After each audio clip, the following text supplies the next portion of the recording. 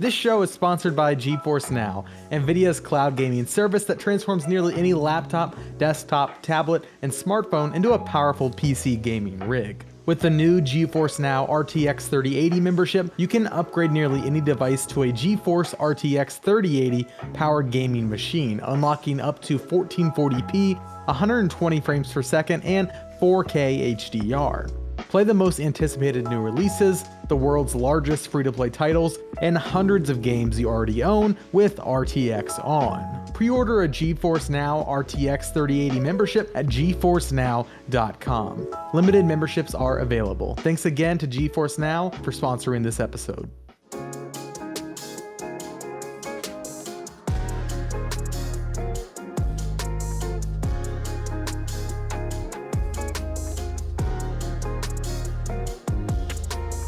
Welcome to the Game Informer Show, a weekly gaming podcast releasing every Thursday. I'm your host, Alex Stadnick, and as always, I'm honored to be joined by my illustrious co-host, Alex Van Aken. You guys told Alex it was time to record, right? Oh, I didn't think that was my responsibility. I'm not his parents. Do we know where he is? Is he alive? Alex, where are you? We'll have to find him for a later segment, but he'll be here, I promise. If you're here for the Van Aken, not as much the Stadnick, we don't go away quite yet. So join us each episode alongside a rotating crew of GI editors and special guests from around the industry as we bring you the latest gaming news, reviews, and half the big man swag your eyes and ears can handle. This week, we're breaking down our thoughts on our Halo Infinite cover story. You heard that right, baby. Elden Ring, and so much more. But first, I've assembled a dream team. I thought to myself, South, who am I going to win multiple championships with? And of course, Michael Jordan of Dark Souls is the number one answer, right? Dan Tack is in the building. Hello. Here we go with this thing again. We're making this a thing. All right. Well, I'm glad to be here, Alex. The MJ one of the of the DS, the DT, right here. What's up? Let's go. See, you thought about really this. Excited to finally be able to talk about this game. And really excited that we finally got to see the game and play the game. My goodness, there's so much to talk about. There is so much to talk about it. We'll get to it. I promise, Tack. You sit on the bench, you get your warm-ups in. Because, of course, we also have Marcus Stewart, which I should have asked you. Did you like the Scottie Pippen comparison from the NGT? Yeah, Scottie Pippen's cool. He's tall and he made a lot of baskets and he's in the Hall of Fame. I mean, did something right. There you go. Exactly. A number one needs a number two, right? And I'm excited for I'm excited to watch the Last Dance style documentary on Dan's experience with Dark Souls. I'm really excited. I want to see him sitting in his nice living room with a cigar, just going on and on about how all the games disrespected him, so he had to destroy them. We could just call it The Last Dan. It's free. It's just all right there. Wow. I love it. The memes are flying in already. Let's get Netflix on the horn. Let's make this happen. Call them up. Please don't sue us. Anyways, we have a wonderful show today, and it's going to be a very game-heavy show, but that's what you come here for, right? We have a lot of fun stuff. I talked about Halo. We're going to jump in with Brian Shea and Matt Miller in a bit here. We're going to talk Elden Ring. Alex Van Aken, we're going to find him, I promise, and then we're going to talk Battlefield 2042. But first, it wouldn't be an Alex Stadnick-led show if I wasn't a little selfish with the stuff we're talking about today, because there's been a little Mass Effect news, gentlemen, that I don't know if y'all have seen or not. We just came from N7 Day, which is the Mass Effect holiday, where there's usually some form of information, sometimes disappointing, sometimes exciting. Last year was very exciting because we got to, I believe we learned about Legendary Edition during N7 Day, Marcus. Is that right? Yes, we did. Yeah. So that was during Extra Life last year. It was on N7 Day. And that was when Andy was on. So it was like that double, he's technically involved with this. Yeah. Thanks for the heads up, guy. That's right. Last year's Extra Life was very, oh my God, stop the presses. What? You did it? No, hey, go on. Don't let me. I thought we were talking about Mass Effect. For the audio listeners, Dan got a bowler cap, like you talked about for what? A Little Hope? You got the bowler hat. I Sneak need to peek. ask you how much you spent, but we got to focus on Mass Effect for now. Mass Effect. Mass Effect, We're yeah. derailed. Oh my Mass goodness. Effect. So with Legendary Edition coming out this year, and then whatever the new Mass Effect is coming out in half a decade, we don't know. I wasn't expecting much, but they did. BioWare did give us a little something to chew on, a little morsel, a little pizza crust dust, if you will. And they posted an image of the text was just Mass Effect will continue, which is kind of their messaging as of right now. But the image I think holds a lot more than just a little bit of text. I don't, Marcus, you're a fan of this. Like, do you want to start, or do we like the image is very much, it is just a parked ship with a couple of humanoids walking out of it into a crater. But I think there's a lot more here than just that. I mean, yeah, the main thing, of course, is the shape of the hole. It looks conspicuously like a Geth helmet or a Geth head, Yeah, which is the robot race from the series that I think depending on your choices, you can completely eradicate them. correct. So I'm wondering, like, clearly they're going to be back here. So I'm wondering if they're going to say the canonical ending is that they survive. But isn't, and like, I've only played through the trilogy once, and in my playthrough, I wiped them out. 'Cause I think the alternative is that you can wipe out the Quarians, or something It's bad happens to them. so it's you wipe out all synthetic life. You merge with synthetic, like the whole universe kind of merges into like this hodgepodge of everything. And then there's one other option that I can't remember. I did the I didn't do the destroy ending. I have to look up exactly what it's called. But so Okay. yeah. So I can't remember if it was specifically about the Quarians or not. But it seems like I think this goes. I think this could go either way. And this is so early that the internet blew up a little bit. But I was like, this is, guys, like, calm down. We still have plenty of time here. I think it's either I think it's very ambiguous if it's saying the Geth are destroyed and gone, like the synthetic ending is canon now, or if it's the opposite, right? Is it leaning heavier into like synthetics and Geth and that kind of storyline? Because also too, if you like zoom in a crazy amount, you can see right above or right before it gets to the actual crater, there Yeah. is another like body that's laying there that also looks Geth. So I guess that could give credence more to the fact that the Geth and synthetics have been wiped out at this point. Yeah. Um, Maybe you're finding like a secret related to the Geth, and maybe they themselves are gone. The timeline is interesting because last year's trailer that announced this with the Asari that I can't remember if BioWare straight up confirmed it was Liara, but I know it hinted heavily that it is Liara. Yeah. It's Liara can live for a long time just by virtue of being an Asari. Yep. So it doesn't necessarily mean this is like a few years after the end of the trilogy, but it could be. Mhm. Like, she's an interesting character to put front to introduce first because of that. But I kind of am wondering. I'm thinking that this maybe takes place sooner than later. Like, my gut tells me this is like pre-Andromeda. Mm. Which is what, like 600 years after the first the Mass Effect 3, something around that Yeah, time it's a period? lot. Yeah, hundreds of years. and, Yeah. and in a completely different universe too. So, Correct. Yeah. yeah. So yeah, like, that's just, again, I don't have a lot of like physical evidence to prove that. It's just kind of like looking at this in my gut, and when I was like, I think this will, and I think also just for like a goodwill thing after Andromeda not being the most well received game, like, it just feels like let's maybe lean back to like the era of Mass Effect that people liked. Let's maybe get a little bit closer to that. I don't know what you do in terms of like storyline, like how much fallout from like the Reapers being destroyed and stuff. I don't know if I should put a spoiler warning on that, Yeah. but I don't think I Yeah. should. Um, Wait, Yeah. what? Oh, yeah, you put your Oh my bowler goodness. cap on, you know. beat the bad I'm guys, it turns ruined. out. Yeah. I'm over here right now just stunned, though. I got to tell you that Mass Effect will continue. One of the most popular IPs in all of gaming will continue.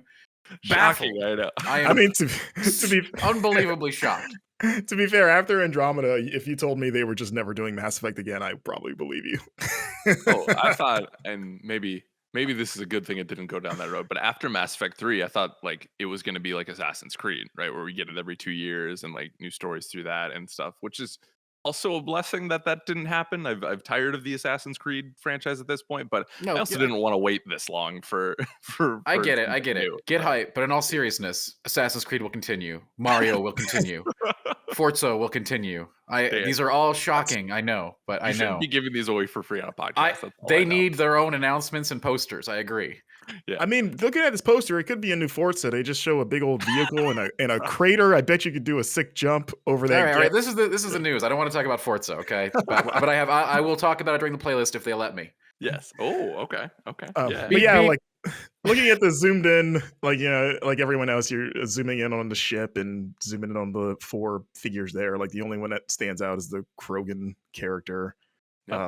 And then I guess like there's at least 2 that clearly, or not clearly, but look pretty human. There's one that could be in a Turian. I was like, what is Garrus's race again? Yep. The back right one looks Turian to me. Yes, that's the one Yeah. I was looking at too. Mhm. I mean, it'll probably because that's just Mass Effect, right? Like every party is going to be like one of everything, pretty much in terms of races. Yeah. Except for the little jellyfish guys, they should really add one of those to your party. I hope they Of do that course. with this. Yeah. But That'd be amazing. yeah, like I said, I think this will probably take place sooner than later. Other than that, it's hard to really say much else Mhm. about what this could be, but it's exciting, and I wonder if this is setting up another like trailer for the Game Awards a year later. It could be. I would be shocked, especially because the messaging so far from BioWare is that Dragon Age is sooner, right? Like Oh, they yeah. still have I keep- Dragon Age 4. I keep forgetting that exists, but yeah, they are doing that. Yeah. And that's also, I think that has also been mentioned at the Game Awards too. Like BioWare has a Game Awards history Mhm. in general. So yeah, like yeah, I guess this would be. I mean, it seems like it's further out. They've shown more of Dragon Age 4 than they certainly have of this. Which is not saying much though. Yeah, it's not. It's Yeah. really not. I've seen a ton of Dragon Age 4, but Mhm. it is more than this. Yeah. So yeah, like it's cool to see, but there's a part of me that just wants to forget about it for like the next 3 years. Mhm. Because like yeah, like realistically, when are we actually going to be playing this if Dragon Age 4 is first like they're insinuating it is? Yeah. And I Um, don't know if I don't know what the structure of BioWare looks like anymore, but like yeah, I can't imagine like cuz probably Dragon Age is probably what 2023 maybe at the earliest, right? Like I seriously think Yeah. we could be playing Mass Effect in like 2025 or 2026, something like that. So it'll be a while, but you have to give the people something on N7 day. I think a little fun tease like this is relatively harmless, but the internet likes to stir things up. Do you think they regret N7 Day? Every time that comes around, just in the back of my mind, it always seems like I feel like there's not enough meat on the bones for this series to have its own day. Right? Everywhere, like- Marcus, do you think that you would ever be upset if there was a Marcus Day? You'd be like, oh, Marcus Day this year just isn't going to be big enough. No, you'd be okay with it, okay? I mean, I would have the pressure of like, oh, I guess I got to tweet something interesting today because everyone's all eyes are on me. No, Like, you oh, can he's tweet whatever you wanted. It's Marcus Day. Just tweet Marcus will continue, and then you're good to go. I should tweet that every day just to let you know that I'm alive. That's how I would wake up. appreciate that. Yeah. Just letting you know I'm continuing today. Yeah. It's a good thing. I'm happy to hear it. What did you say over Extra Life? I'm always rising. I'm always reaching. Yeah, always reaching. Always for- reaching. Yeah. Never stop. I can't believe you won with that thing. Oh, incredible. Absolutely incredible. The last thing I'll say on this is I agree with Marcus. I think they're keeping this closer to the original 3 than not, even though Liara could be 300, 400, 500 years old or whatever it is. That Krogan is red. And I think that's a deliberate choice. I know there's other red Krogan out there, but like you instantly think of Rex when you see that. So be curious to see what comes from this, right? I feel like there's a couple of franchises that have an interesting challenge of having choices in games that like were people's own, but then they have the challenge of actually canonizing it. Like Gears of War is going to run into that challenge here soon too. So I'm curious to see what the internet's take on it is. So Yeah. We just only hope that crater isn't one giant plot hole. Hey, I think that's how we get out of this. So, thank you, Jeds, for that. We are gonna go. We're gonna kick these two hooligans out of here. We're gonna bring Shane Miller in. We're gonna talk some Halo. And I need to go find Van Aken. I'm getting worried at this point. Welcome back to the Game Informer Show. I've been waiting to have this conversation for weeks now because, as you see in the headline, this week, Halo Infinite, the cover story of Game Informer, couldn't be happier. And I have two of my good friends here to talk about it with me. We have Matt Miller, the man who wrote the story. Hello, sir. The cover story. The cover story. That's right. I am also excited.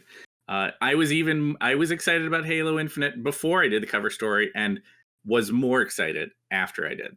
Could you say you're infinitely more excited? Sure. Why not, Alex? Sure. I was expecting a meter comment back, but I'm happy you didn't. Brian Shea, how did you like my last joke? I thought it was terrible. Good. It's the honesty I needed in my life. How are you, sir? I'm doing okay. How are you? I am so good. Because like I said, we're talking about all things Halo Infinite. We got to setting the stage here. We met with 343. We got to see a hands-off preview of the campaign. And we learned a lot. And Miller, I don't think I should take up any more of the viewers' time here. Like, what did we learn? What excited you? That kind of stuff. Yeah, I mean, we saw a big chunk of game, and we then talked to the folks at 343. I mean, we must have talked to a grand total of what, 30 people? Oh, easily. Yeah. I mean, I think like 12 people were in one like 2-hour meeting that we had, and then we had like 6 others. Yeah, for folks who've never been privy to that kind of thing. I mean, oftentimes if we visit a studio or we remotely visit a studio for these days, it's a lot of times it's let's talk with one person, maybe 2 or 3 people. 343 like put their whole team basically in front of us for in any given topic, right? Like, oh, you want to talk about story? Here is everyone who touched the story. It felt like. I mean, maybe not. I know it's a really big team, but there were a lot of people who were offering their insights and talking about how they developed the game, and that was really cool. I mean, that was maybe my favorite part about it was, we got to learn a bunch about the game, but we also got a lot of cool takes from the people who were pulling it together, and especially after all these years. Not to mention there being, I think there's been some criticism leveled at both Halo 4 and 5, which was under 343's banner. There was criticism leveled at the campaign demo that came out last summer, that it maybe wasn't up to snuff and everything. And I don't think you guys did either. I didn't catch any belligerence or denials from those guys about like any of that stuff. If anything, there was a sense of like, yeah, like we love Halo. We want Halo to be its best. And we also recognize that there were things about 4 and 5 that were maybe taking things off the track of feeling like a real Halo game. Yeah, they seemed very candid in that particular topic. Yeah, I thought it was interesting too because we talked to the MCC team, the Master Chief team, Master Chief Collection team, and they talked about how a lot of that openness, I think, comes from the struggles with the MCC when it first released, because that was a very unfinished product when it came out. And instead of, like you said, being upset about it and fighting back, they like, all right, let's listen. And I do think that has influenced where we are with Halo now, which is very exciting to me. Yeah, for sure. And so getting a chance to talk to all those folks was really cool. But certainly just in terms of pure fanboy excitement, it was great to like see Halo, see a big chunk of gameplay. It feels like that has been getting teased to us through blog posts and that campaign demo last year, other little tidbits for a really long time. And instead we were just like, okay, here's the beginning of the game, and now we're going to play it for like 3 hours. And what do you guys want to see now? Like, what's over here? What's this enemy? What's this weapon like? And so that was really cool. One of the big things that emerged for me, and that I wrote a lot about in the big magazine story that we pulled together, was this sense that Halo Infinite feels like yeah, I mean every game that is a sequel is a follow-up to the previous games that are part of that franchise, but this game, man, it feels like what they have sometimes said that it was going to be, which is a spiritual successor to Halo Combat Evolved. Like specifically that first game from 2001, where and it's appropriately 20 years later now, that we get this. In some ways you could think of it as a, like, in terms of the feelings they're going for, and some of the themes that they're going for, and the the way that the actual play style works. It all feels like kind of a sequel to that game, right? I mean, it doesn't disregard all the major narrative beats or anything like that that have happened in the many years since, but it does just feel like it's taken a lot of cues from that game, and I think So they're doing that for a reason, right? Like they're doing it because they want to. They recognize that this is in some ways kind of a relaunch of Halo, right? It's a new console generation. It's Halo 4 and 5 maybe like left some people a little bit cold for various reasons. Not to mention it's just like a new audience, right? Like there's probably some younger gamers, like serious hardcore gamers who haven't played any Halo games at this point, right? If you're 18 now, you were 12 when the last one came out, something like that. I mean, it was a long time ago. Yeah. Wow. And you so shouldn't be playing it because it's rated M for mature. right.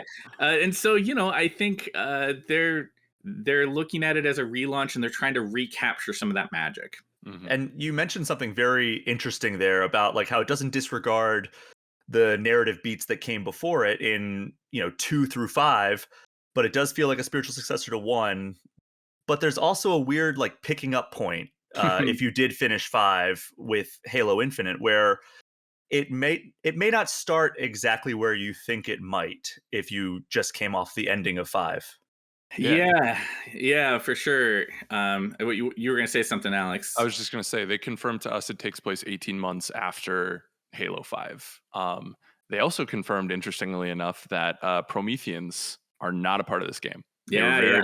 unequivocally, they said no Prometheans, which I love, and that I think that's an important step for them to take. But Yeah, it's one of the subheads in my cover story was "Kill Your Darlings," right? Which I feel like 343 very actively applied that philosophy when they were pulling this game together. Of like, let's look at what this game needs to be its best, and if something that we put a lot of love into and a lot of energy into, whether it was on the multiplayer side, the campaign side, anything, doesn't fit that vision, we're cutting it. It's out.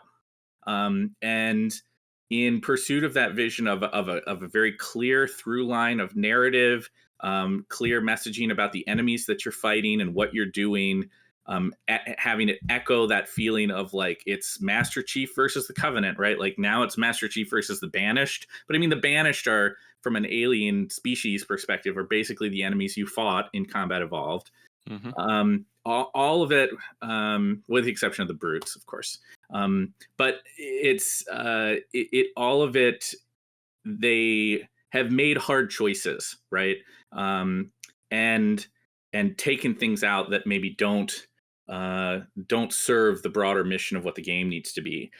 The 18-month break is a really interesting one, because as the game begins, you could convince yourself, if you were like a Halo enthusiast and you've played through Halo 5 like 10 times and you got to that ending where they're all like, I don't know, what do we do about Cortana? Like as Halo Infinite opens, you'd be like, did they just like retcon all that away? Like, what's going on, right? Because as the game opens, it doesn't seem to have anything to do with that, right? Like he's on the infinite, or on the infinity, and the infinity's like coming apart. And this big bad brute gets in a fight with Master Chief, and he trounces him, man. I mean, like that, and leaves him for dead, basically. throws him into space. Throws him into space, right? Yeah. And I mean, we're talking, by the way, the first 30 seconds of the game here. And from there, it definitely is picking up a story just part way into it, right? Mhm. And while it at first seems like all that stuff that came in Halo 4 and 5 and what happened with Cortana and the created AIs and all that stuff doesn't initially seem to be important, it's actually core to what is happening. It's just that it takes the game a while to circle back to it. Um, and in so do, the long circuitous path that the game takes to get you to resolving that dilemma brings Master Chief down onto, surprise surprise, a Halo, the biggest Halo that we've ever been on, certainly. Mhm. And he sets off exploring. Yeah. And I love that angle, right? Because it takes it from this Avengers MCU like conflict between Master Chief and Cortana that they were building to, right? And throws that away potentially for a more mystery story, Mhm. which was not what I was expecting and what enthralled me even more hearing from them. It was like, this is very much you're putting the pieces together. You meet the weapon, which is another AI, which we can talk about later.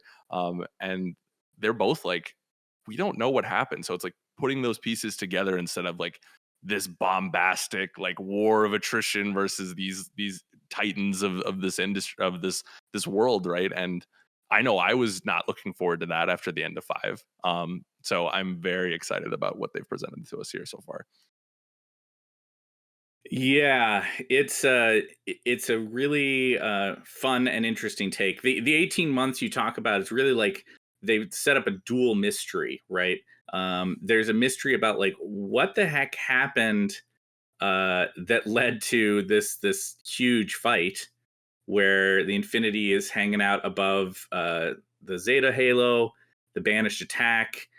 Everybody seems to die, although as it turns out, not everybody has died. Yeah. And you know, it's it's that mystery, but then it's the mystery of like Master Chief goes into stasis for like 6 months, uh, and you're having to pick up the pieces, sometimes kind of sometimes figuratively and sometimes literally, of like what happened in the interim. Are there survivors down on the ring? There, spoiler, there are survivors, right? Um, that's how you get that same feeling that you had in Combat Evolved of like, back then it was the survivors of the Pillar of Autumn who'd gone down onto the ring. This time it's, you got the people who got managed to get off of the Infinity and didn't die. And they're down there and they're fighting the Banished, and you gotta like join that fight and push back against the Banished. And that's kind of the big thrust beyond any sort of like story beats or whatever. That's the big thing that's happening. Master Chief is sort of reuniting the UNSC forces and pushing back against the Banished and whatever it is they're trying to do. Yeah, because when we talked to the devs, they said, because we asked them like who's been running the show when Chief has been gone, and they're like, no one. Yeah.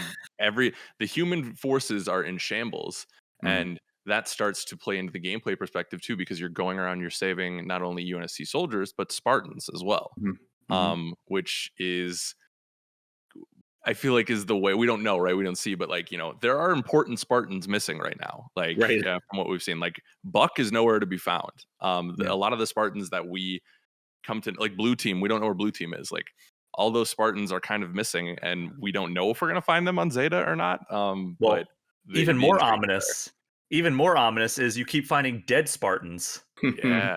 Mm-hmm. So that's how you get like a lot of your upgrades throughout the Halo Infinite campaign, is you find these dead Spartans and you just kind of like loot their armor essentially, and Respectfully, of course. Yeah, you desecrate their of course, corpses. And no, but I think that like there's some really intelligent upgrade mechanics at play, both with how you find your new armor and how you kind of upgrade the armor that you, or your abilities that you have. Yeah, you're touching on, I think, one of the big things that sets Infinite apart from previous games, including what we've talked a lot about, Combat Evolved, which certainly there's a lot of things that it does nod to that original game. But here there are kind of two through lines that they're chasing. One is the traditional Halo golden path, exciting objective set piece battle kind of thing. Like that is definitely there, and you can kind of play through the game, or at least they've claimed. We haven't played it all the way through quite yet as of this recording. um you're just going through this kind of golden path and seeing what Master Chief learns and all that kind of stuff. But there's now a separate game experience that is available for people who want to go off the beaten path and like, I want to chase some upgrades. I want to find more lore and audio logs and things like that. I want to collect new weapons and find out what's over that hill over there, right? There's no objective marker over there, but I know there's something over there. Mhm. And that's this like whole other section of the game that they've resisted calling open world, but I mean, it recalls a lot of open world ideas, right? They're There's like isolated play spaces that you can't freely jump to, if that was my at understanding, least right? not initially, right? Like Yeah. you're gradually building out this sequence of areas that you can return to areas you've previously unlocked, but you're sort of gradually unlocking them. And in any given area, there's a bunch of things you can do, right? There's activities that you're chasing there above and beyond the main objective marker that's taking you forward in the story. Yeah. And that stuff is cool. I mean, Brian, what were some of your favorites of those activities that you're doing? Well, the clearing out the FOBs seems like it's going to be like right up my alley as somebody who loves games like Far Cry, where you just kind of go from one area, clear out the fog of war, reveal all of the things around you to do. But I would also like when you do that, you get access to like spawning weapons and spawning like vehicles and things like that whenever you need them, basically, which is a huge perk. And one of the things that you're definitely going to need them for, the weapons at least, are the high value targets, which they give you like a new like named boss character to seek out in the region. And then if you can defeat them, and they're never going to be alone. It seems like they're also going to have like an army of banished at their disposal. You're going to get a unique weapon, which also seems really awesome. Like there was one example they gave, I think, was like an energy sword that had like longer range, I believe it was. Like Something Might have just been that it hit harder, or but it hit, yeah, okay. Yeah. but But- yeah, I mean, fun, cool new twists on standard weapons, basically. Mm-hmm. Yeah, I think those are the activities I'm most looking forward to. But also, like, there's things like saving Marines, and then if you do that, they'll fight alongside you for as long as they can, I guess, until they're either killed or they get left behind. Which is usually the case, let's be Yeah. honest. Yeah. Who in Halo is ever like everybody, the first time you play a Halo, you try to like babysit the Marines for like 5 minutes, and you're like, no, No, this ain't gonna happen. this Yeah. isn't happening. These guys die way too easy. Yeah. I think with that said, I think there are things they're doing to let you kit out your Marines more, right? And it's part of that tidy loop of engagement that Brian's talking about a little bit here, right? You're earning what's effectively a currency, this valor thing, by doing things like knocking out propaganda towers and saving Marines and that kind of thing. And that in turn lets you, the higher your valor goes, the more stuff you can pull out at a forward operating base, right? So you go to back to the base and you're like, oh, I'm going to drop in a warthog, and I also want some Marines and I don't know, a rocket launcher, right? Like you're gradually building up what things you have access to, and eventually you can get kind of crazy stuff, right? Like you can get like flying vehicles and all that kind of thing, and that in turn feeds into this other activity. I mean, I'm with you, Brian. I like the high value targets a lot because I like the appeal of like, I'm going to get a new like awesome weapon that will then show up at my forward operating bases, and I can call in that awesome energy sword to use. But the real like independent of the main story thread that's going to keep carrying you forward, it feels like the other big thing that you're like, why am I upgrading? What am I doing this for? Are these big like bases, right? It's not a formal name by any stretch, but they frequently use the term super soldier base assault as the idea behind what they're doing here, and it's pretty neat. It's the idea is that you're kind of in any given area, you're You're sort of building up your valor. You're getting access to more stuff at the fob, and then you're making a decision. There's often some sort of big base, and these are custom to the space, right? So like we saw one that's a prison, where they were capturing and torturing UNSC soldiers, but it could be other things. And each one has a different layout and different enemies and all that kind of stuff. And then you're making a decision about how you're going to approach taking this thing out, right? Like, am I going to grapple up to that mountain ledge that's a quarter mile away and snipe as many people as I can before I go into the base? Or am I going to get my warthog loaded up with Marines and just bash through the gate and attack it that way, right? Or am I going to go behind the base and grapple up the back wall and try to get into the interior without ever dealing with the people who are down on the ground? I think the 343 developers are really interested in letting players shape that gameplay experience, and have those bases really be these big kind of like emergent set pieces, even while the story sequences maybe let them do some more crafted stuff, right? Where you're going down into what amount to dungeons down in the interior of the ring and that kind of stuff. And I think that's actually one of my key takeaways from the gameplay that we saw in general. Something you kind of glanced over there with your the super soldier base assault, was that the grappling hook really has a chance to fundamentally shake up the flow of how you get around this world. Like whether it's, oh, I don't have to walk all the way around to get up that cliffside, or I can approach this mission or this thing on the map in a completely unique way that I've never been able to do in a Halo game before. And that's something that really excites me. Mm-hmm. Yeah, the grapple shot was I would be the first to say that I was a little suspicious of the grapple shot before I saw it extensively in action during this long demo that we had.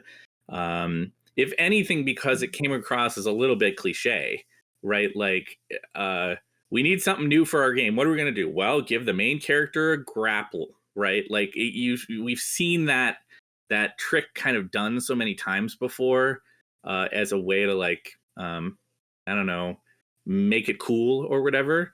But the reality is, in this case, it makes it really cool. It does it is really broad flexibility. It's not just, yes, it's really good for traversal and it lets you get to new places, lets you do a lot of climbing, but it also changes the way they design the environments, right? The Halo Infinite's environments for combat are much more vertical than any of the previous games. And it is almost entirely due to the presence of the grapple shot, I think, because they know that they can set 4 different layers of an environment battlefield and know that you can get to all those different spots, right?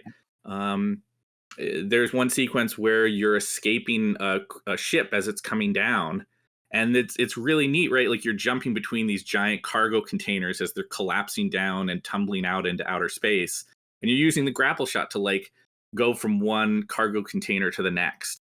But you're also using it in battle. You're using it to like ping a jackal shield and kind of make them stumble, or you're grabbing a fusion coil that's over off to the side, that's over by your enemies, pulling it to you and then flinging it back out into a group of enemies.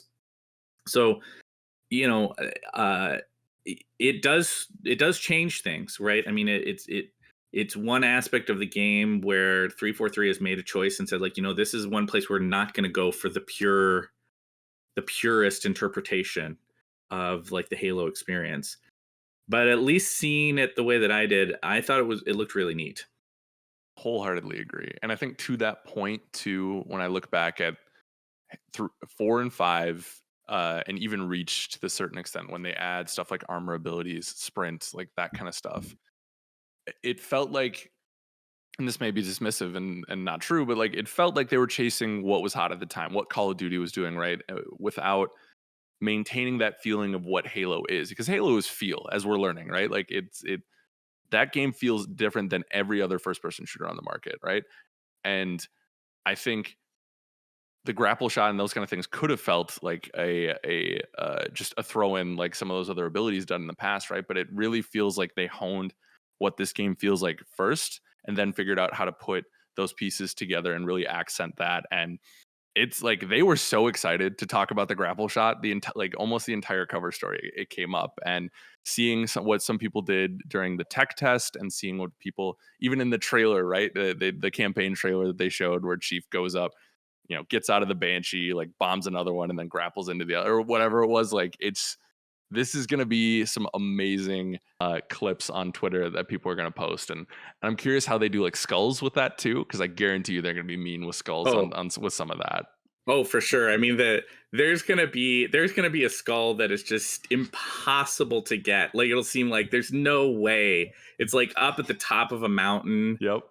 Where there's just like there's no access points anywhere, and what you're gonna have to do is some ridiculous grapple shot maneuvers. Yeah. And that's the way to do it. I guarantee that will be there. Yeah.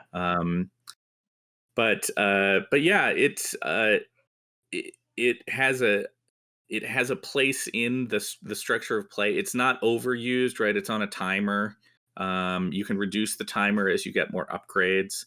So it doesn't completely overwhelm. It's not like grapple shot. Like, you're not just constantly doing it, but it is present in a way that's significant enough that I think I would put it on the same tier as like grenades in terms of how much they, this affects the way that you play the game, right? Like, you don't have a grenade every single time you engage with a dude, Mhm. but you have a grenade a lot of the time. So if I remember right, you get the grapple the entire time in campaign versus multiplayer, where it's a map pickup, right? And it falls under the equipment line, right? Yeah. Mhm. So with the grapple shot, they actually have it in the opening cutscene, if I recall correctly. So like Chief has that right off the bat.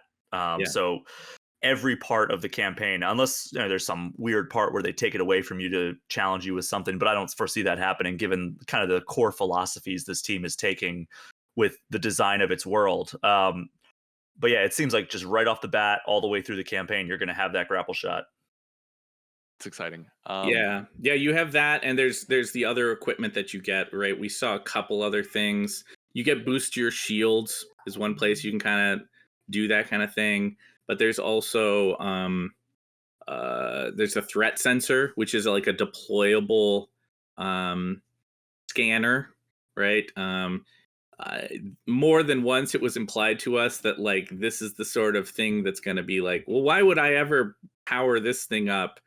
And then you start playing on Legendary and you're like, oh my gosh, how am I possibly going to do this unless I power up the threat sensor? I don't think that was implied. I think Joseph Staten outright said, like, trust me, because people give me crap about how I want to like see the people, like the enemies around me. Yeah. When you get to Legendary, you're going to want that, is basically like what he said. Yeah. Because you think about enemies on Legendary, there's stealthed elites running around, right? Yeah. Like, you throw out a sensor that lets you see where they are. You can tag it onto like a Marine or onto your vehicle. You can get multiple sensors as you upgrade. So you can like blanket the battlefield and like have total situational awareness, like that kind of thing. I think is why they think it's going to be cool.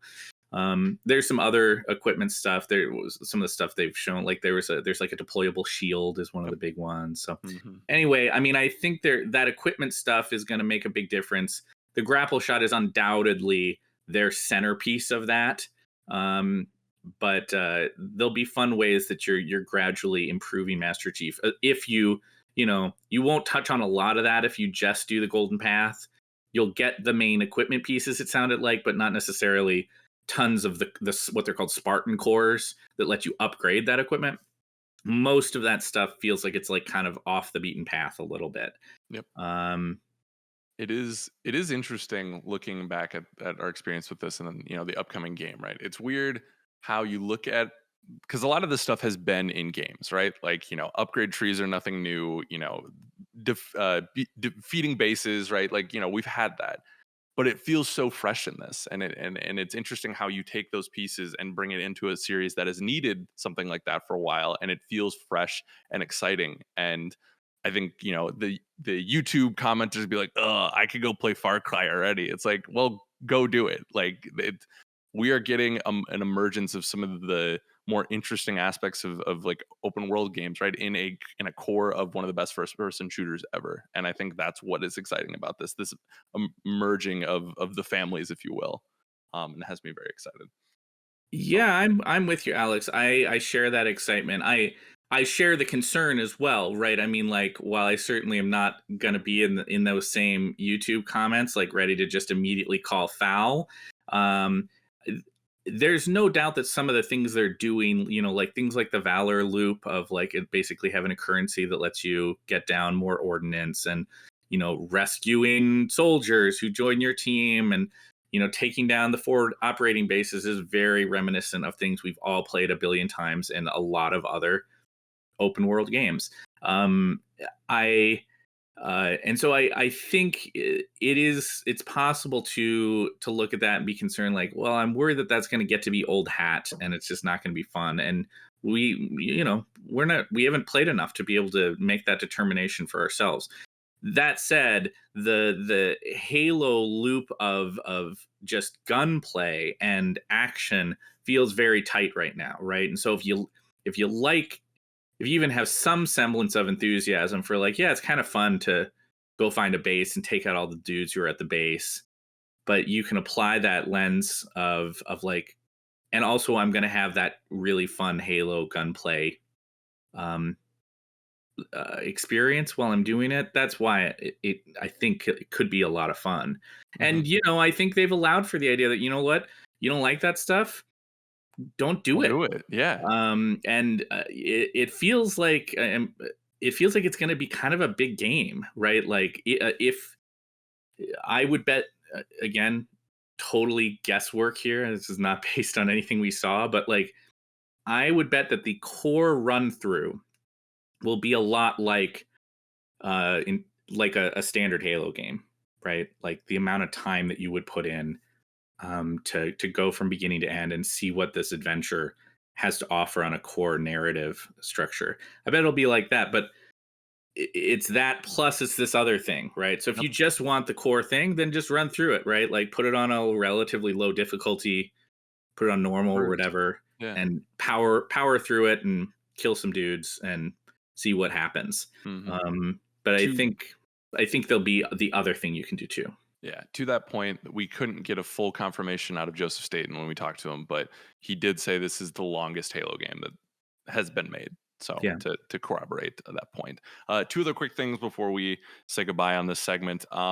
Bosses are now even more of a thing, right? We've gotten tastes with that with Tartarus and in the previous games and whatnot, but full There's life bar and now. stuff too. Yeah, and I don't remember, are they at every base or is it just more like story, like as the story calls for it? I can't remember. You know, I don't know if they confirmed that one way or another. We did see a named boss at the top of one of the base that we went and saw, which was that prison base.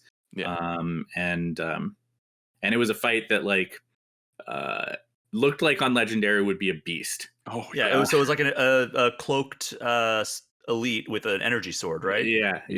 But in a like confined space with a life bar and everything. So it's not Yeah. like just like, all right, I got a rocket launcher, I'll kill him in one hit. It's, it looked like it would be hard. I mean, they were not threat playing sensor on, would come in handy. Yeah, they were not playing on Legendary when I was when we were watching, but I would bet it would be hard. But I don't know, maybe other places would.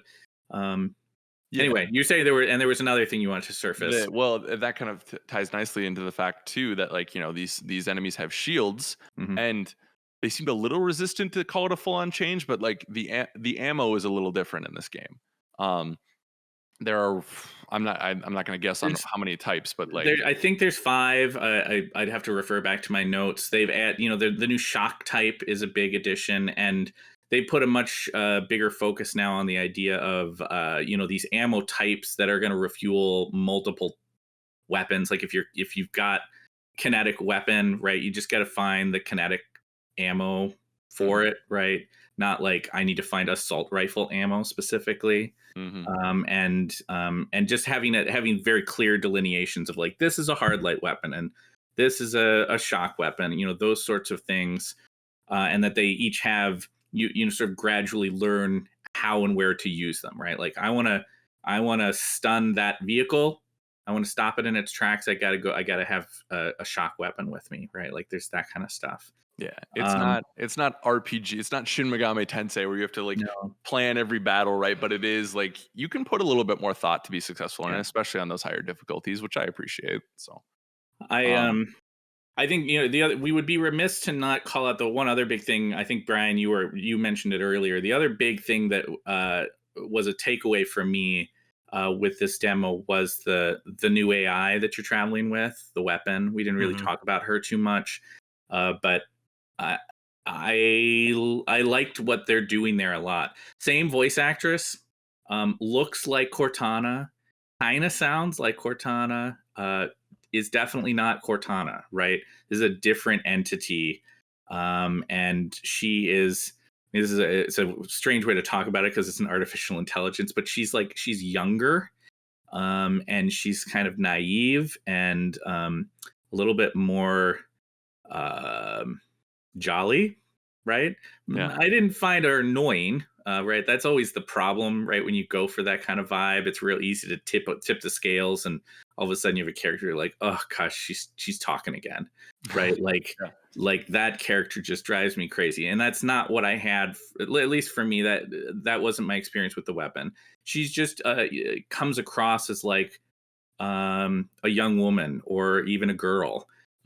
In the way she moves and the way Jen Taylor has voiced the character, and importantly, she is your new companion, right? She's traveling around with you in your head, and offering advice and helping you do things and everything like that. But the one of the big distinctions from Cortana is that, like the Master Chief, the weapon has been largely isolated over the course of the 6 months that Master Chief has been floating through space.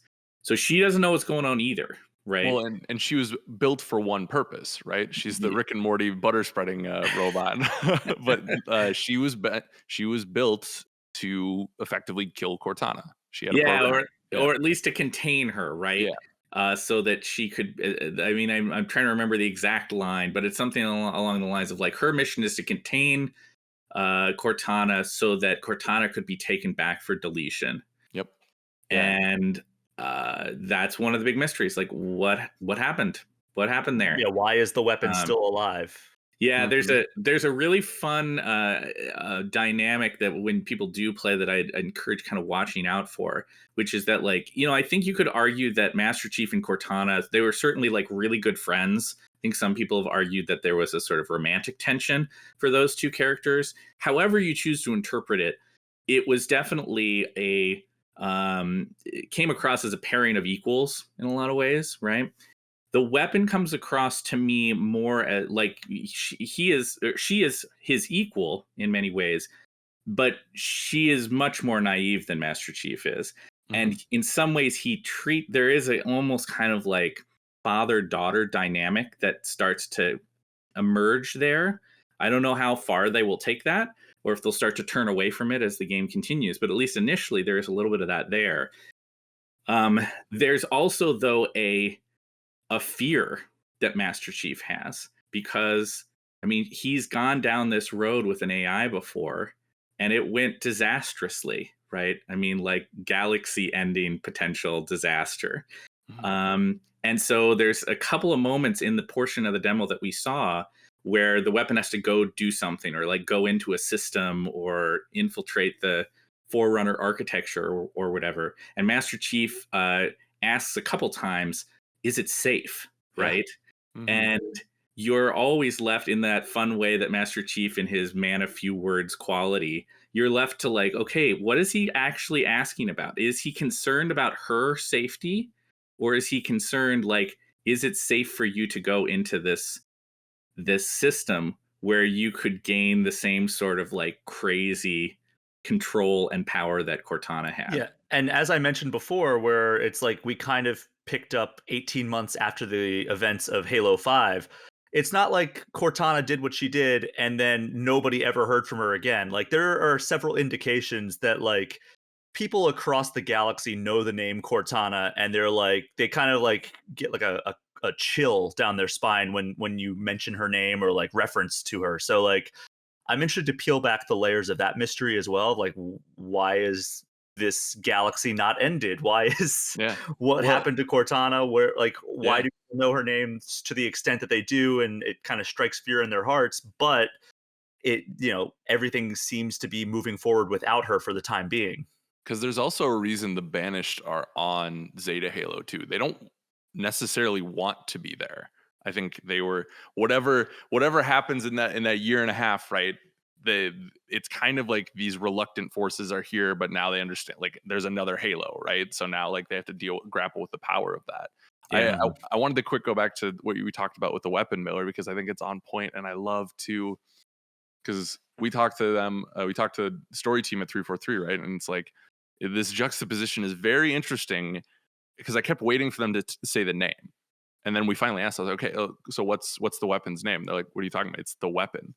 So this juxtaposition of innocence versus her main program to effectively delete something is very interesting. And even in those 3 hours that we saw, I don't think she's annoying because we see growth Yeah. already. She's like, she's naive at the start, right? Because like she's a baby. She doesn't know about this world. And there's a scene where the first boss comes down and she's like, well, it could be a friend. And Chief is like, that's not a friend. Like not like, That doesn't happen to yeah.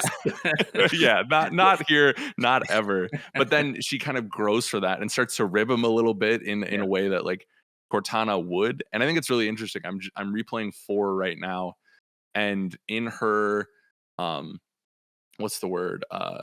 Not destruction or whatever, but rampancy. When Cortana starts to go into rampancy, she talks about in her more garbled moments, she's like, they will replace me with another Cortana. Like Halsey will do this. And I don't remember a lot from Halo 5, but I'm curious what Halsey's role is in this too. Like, you know, what's going on in the background, because especially with like Halsey, like nothing is ever face value. And Yeah. I'm curious how that plays out.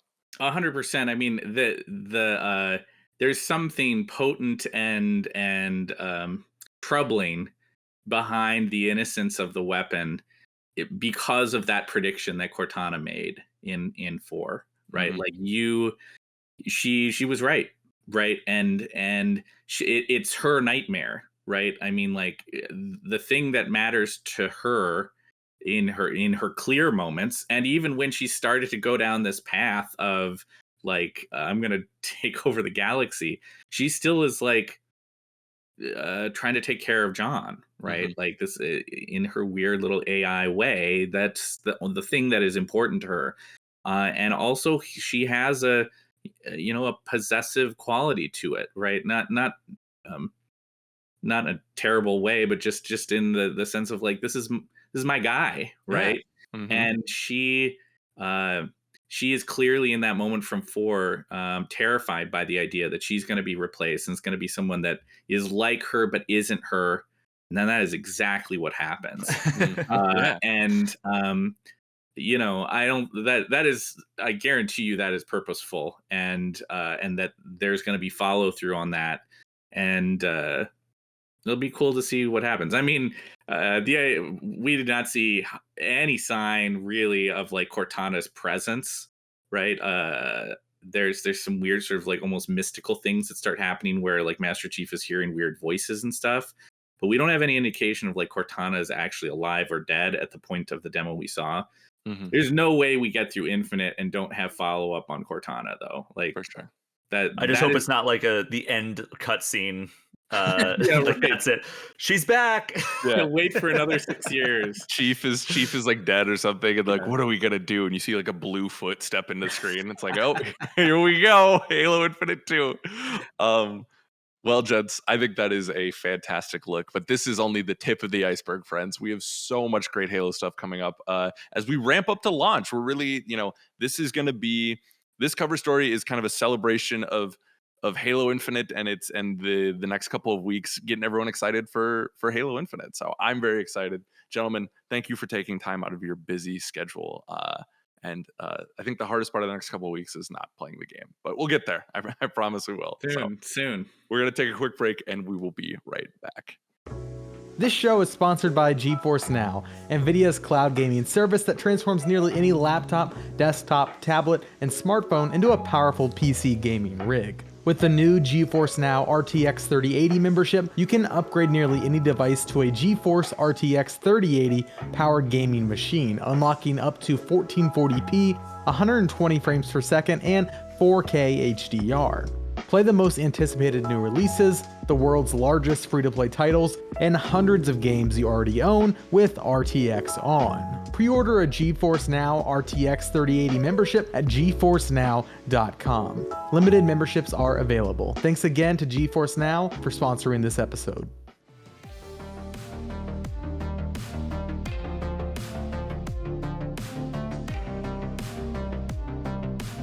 Welcome back to the Game Informer Show, and I'm going to start this beautiful segment with yelling at my co-host. Where the heck were you, Alex Van Aken? Listen, I was at a battlefield review event. I was on the front lines. I was skirmishing. I was riding tornadoes. I don't care. I if saw you're that in getting- the trailer. Yeah. not in the gameplay. Alex, I was worried sick. No I know. call, no text, call. nothing. I did You just- Discord message you. I just sat on my balcony, just like Yeah. in my rocking chair, just waiting for you to come home. Never I was did. busy. I'm sorry. Are you polishing your shotgun too? The prodigal son. He finally returns. Happy to have you on because that means we get to talk Battlefield.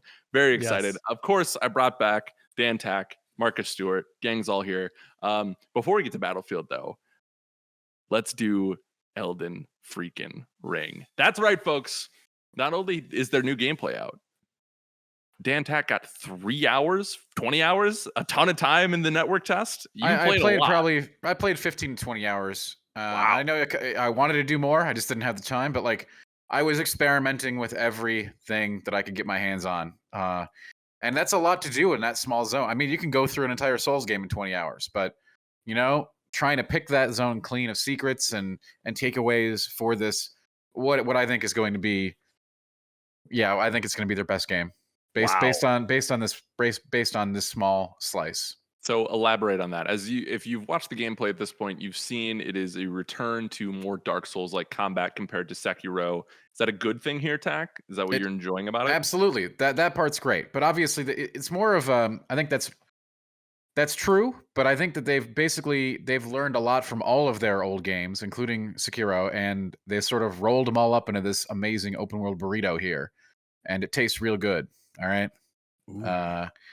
It's exceptional, really. Like there's stuff even for the Sekiro fans. Obviously, this isn't like a super hard hitting stealth game or anything like that. But there's stealth. You can approach situations with stealth. It's very valuable to use. You know, you can choose how to do things, right? If you want to like just cruise through an area on your horse, you know, gather up a bunch of monsters and just take them out. You can do that. If you want to sneak up on them, you can do that. If you want to use crafting, you can do that. You have options. I think that's one of the big features here. You know, in a Souls game, sure, you've got options too, but it's more about like, what are you going to kill this thing with?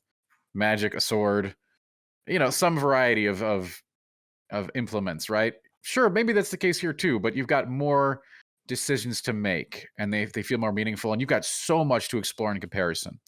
And I love Souls design, Souls dungeon design, and we still get that here. That's been preserved in the larger areas where it's basically like, okay, you're leaving the open world, now entering old Dark Souls that you know and love. Here's your dungeon. Here's all these like routes, and here's all these choices you get to make in terms of like loop backs and discoverables, just giant big dungeons with big bosses at the end, like we already know. But then you have this entirely new concept for From Software. Instead of creating this very curated experience where you're just going in a line essentially through areas and fight boss to boss, now you are exploring, and there's lots to find, and it's a lot of fun. And so that brings up an interesting question, and it sounds like you've answered it to a certain extent, but you know, I think some of the worry going into this, right, was From has never done an open world game, especially to this like level, right? There's inklings of it in some of their games, but not to this level. Like it sounds like it's working pretty well, right? And it doesn't feel barren. It feels like a living space to a certain extent, right? From what we've played, right? I don't know. A living space might be A lot, I guess, for me. I don't know what that means, right? That means that that means that everything is super dynamic, right? Mhm. That isn't the case here. I was gonna But say but there's it's like towns with NPCs roaming around. And there stuff. there are things that can change with time of day, and there are things that can happen in the world that you'll notice. You'll go buy something, and then you'll come by it again later, and you'll notice that something has happened. But it's not like once you spawn the dragon in the lake, he's gonna hang out in the lake. Okay, he's gonna be there. He's not gonna roam the world looking for you. Maybe there are elements like that, but if there are, we haven't seen them yet. So, um, I don't. Even though it might not be a hyper dynamic open world, there is so much to do and so much, again, player choice, right? If you just want to go in a straight line and be like, all right, I am playing this like Dark Souls. I'm not going to engage with any of the new stuff. I'm Mhm. just going to play it as Dark Souls 4. You can try. You probably won't have a great time, and it's going to be a lot harder. And I'm sure some people will do runs like that, right? They're going to probably have only canonical bosses speed runs where you just go from like the critical path. But there's so much to do and explore outside of that. You'd really be missing out on a lot of the fun. Okay. I gotcha. Well, speaking of the bosses, right? One of the things this game does a little differently. There are foes you can vanquish, and there are great foes, Mhm. and both provide loot and bonuses, right? Like, can you talk about that structuring there? So again, this is all based on the network test. That if you're interested in this game, hopefully you're playing right now or tomorrow. Which I hope you got in. Anyway, yeah. So there's a lot more bosses in this than you probably find in a typical Souls game, if this slice indicates anything. And a lot of them aren't very. You have the really hardcore ones, which are your typical. Hey, this is a pretty tough boss. This is a Souls boss, essentially, right? And not an easy one either. And this is on like a pushover, like Vort or something like that. These are much more difficult, but in scale, not more difficult than any Souls boss or anything. But they're on the medium to high end of what I would call introductory difficulty. And but if you're concerned that you can't handle Souls, again, that comes up a lot, right?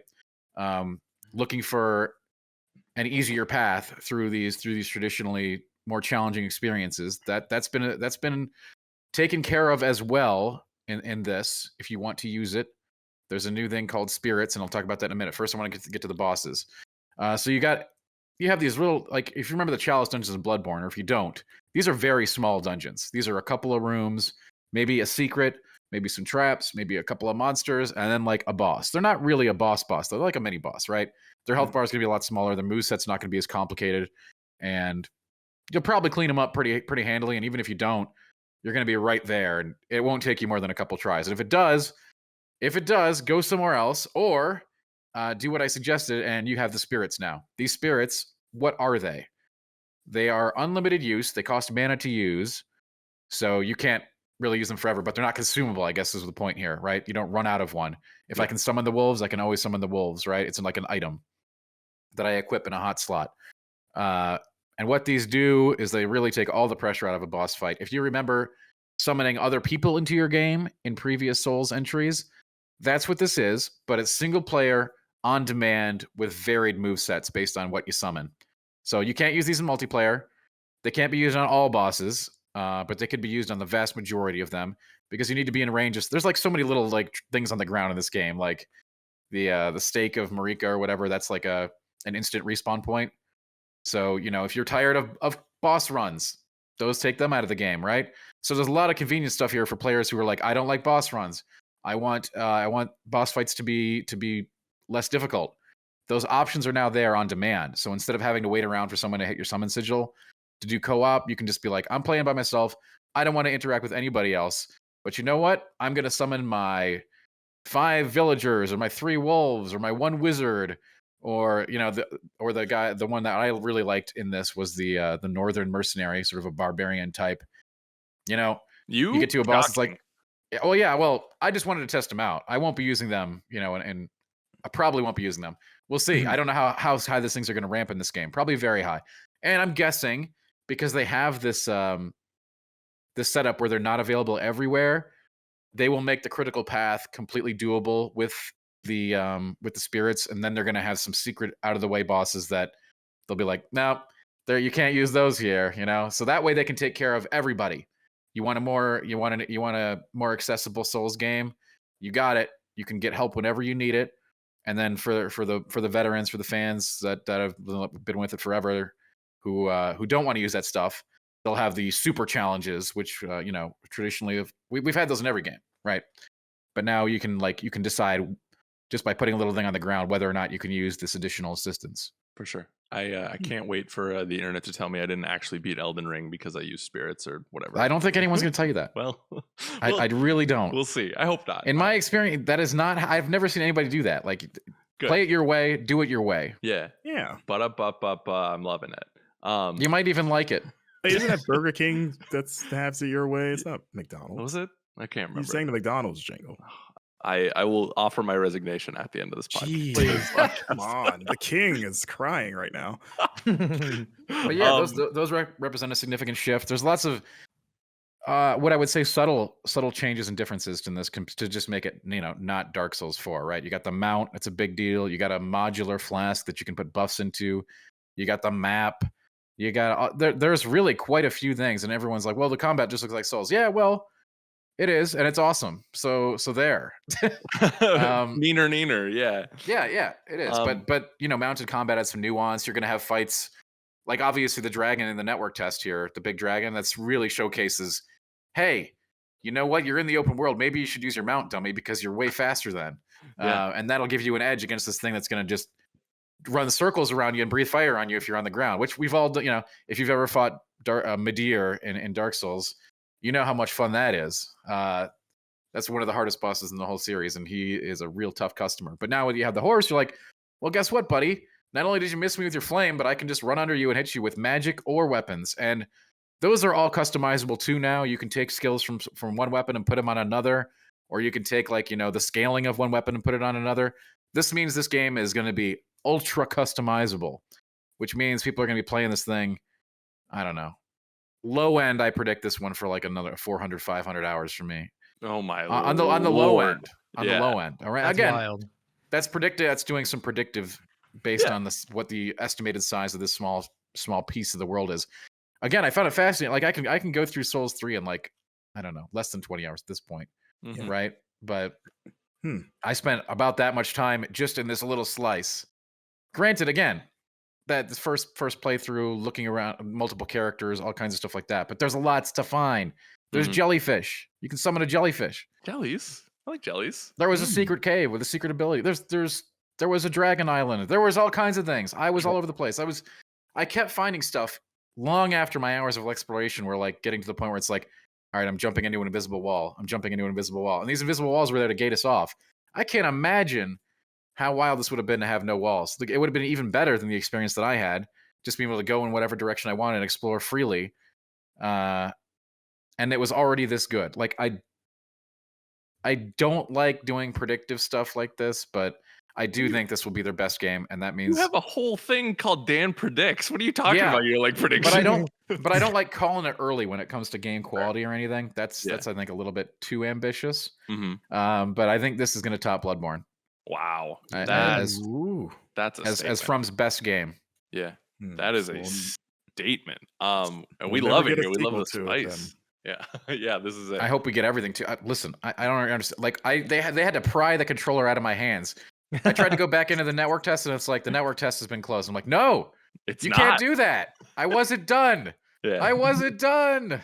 You went into the network like he was like Jimmy Neutron or Timmy Turner. I can't remember which one from. That's a reference for maybe both. I found the entire thing fascinating, and I think again, there's been convenience and some other things added so that maybe more people can get into it. Maybe this will be your jumping point. Maybe you'll love Elden Ring with the convenience aspects, and then maybe you'll be tempted to go back to try some of the other stuff after you're done with it. Yeah. And again, the multiplayer stuff's still here too. That hasn't gone away. They just made it easier to be like it's a really smart decision too, because you've got so many of these little catacombs and dungeons, like they're everywhere. Okay, I don't want to say it, but they're like the shrines in Breath of the Wild. Okay? I was not going to put your I did it. Someone was going to say it in the comments, and I just wanted to get it there. I said it. Okay. They're not puzzles, but they're really snack sized, right? So if you're having trouble with a boss, you don't want to be like, I gotta wait around to kill this troll guy who's like, who cares, right? You're gonna fight like 50 troll guys in this game probably over the course of it, right? So it's just like, no, I don't want to mess with it. I don't even want to think about it. Ring the bell. Hey, there's my helper. Gonna pop in. Go yeah. look at him for a minute, and then you just unload on him. Magic in this game is awesome. Like, not Demon Souls overpowered, but it is really good. It's very, very powerful. Like, I'm tempted to do it. And I don't play magic builds, all right? I made a No, rule. do No not. shields, no magic. I made that rule a long time ago. Well, You how know, are we the pl- shields in this game now that you bring it up? We play. Oh, they're very good, Marcus. You're gonna love it. Oh, You can parry, riposte, all that fun stuff. And the shields actually have abilities too, just like the weapons. So you're gonna be really happy that it okay. takes you an Marcus hour to in kill an particular. enemy with that. I'm gonna that get shield one. to it. I'm gonna one for me, and I want to get a shield for my horse. Make sure you get a dex weapon and put all of your points in strength too. That's really Oh important. yeah, you gotta Get gotta this, apply though. the Marcus build. Just for you, Marcus, in this game, if you did that, what you could do is you could turn the sword into a strength sword from a dex sword for the scaling stat, potentially due to the systems in place. So, and then you could put a dex ability. You can do anything. It is beautiful. It is amazing. It's just like you keep looking. It's like, oh, I could do that now. It's like having all the good stuff from all their games in one place. I know it sounds ridiculous. I know it sounds like hyperbole. I understand. You don't. No. You real talk. You do not deal in hyperbole though. You are very specific with your words and how you present yourself. Like this is genuine hype from Damn Tack, and I'm here for it. I know. Yeah. It's a rare thing, but it's Does it feel here. good? It's a little Unfettered. serotonin, going through your brain. It's No? again, I'm really, really impressed. Obviously, we wait to see the full game for the final judgment, but everything on the network test says, wow. Just wow. That's the box quote. More, right there. please. More, Yeah. all of it. You just want to find things. There were so many teases and mysteries just in that very small section. Areas I didn't think I'd get to, but an hour later, having probed the depths of everything, like, let's come back here at night, or you know what? I'm just going to follow the entire beach wall. It doesn't matter if at a distance it looks like it's cool. There's probably something hidden in it, and sure enough, there was. You just really love want to. that. You just dig in, and you get paid off for it in all kinds of ways. Whether it's just a new weapon, a new ability, a new area, all of the above. It's amazing. This is really tickling my Breath of the Wild. and again, yeah, people are best like, well, way. it's just Dark Souls 4. You can think whatever you want. I mean, certainly of all of the core elements, there's more Dark Souls DNA in here than anything else. But it's mixed all the lessons from all their games in one spot. It's basically like the best of everything put into one with some new stuff, right? Yeah. They really want you to. People were afraid the mounts were going to trivialize things. They were afraid the spirits are going to trivialize things. The spirits don't trivialize things. It's just like calling in a friend or random before, which you could always do. It just makes it way easier. Yeah. Especially since you're going to be doing shrine to shrine, right? You don't want to be messing with, like, for the bigger bosses, you're probably going to want to call in a real human. But it's up to you. It's or no one at all. You've got all the flexibility. You've got all the options in whatever playstyle you want, and however much cooperation you want to use. That's amazing. I think, especially as someone who has struggled I still haven't beat a From game yet. I've gotten like 35 hours into Dark Souls 3. I got probably another 20 hours into Demon Souls.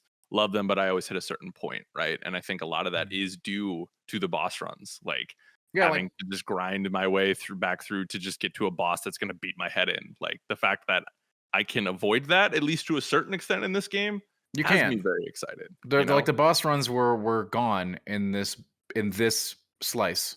Whenever there was a situation where you weren't going to be near a bonfire or a point of grace near the boss, there was one of those stakes of Marika, and that means you just spawn right there. So you want to go fight the boss again, go to it. You don't, walk away. Yeah. The world is truly your oyster. No more boss runs. Yeah.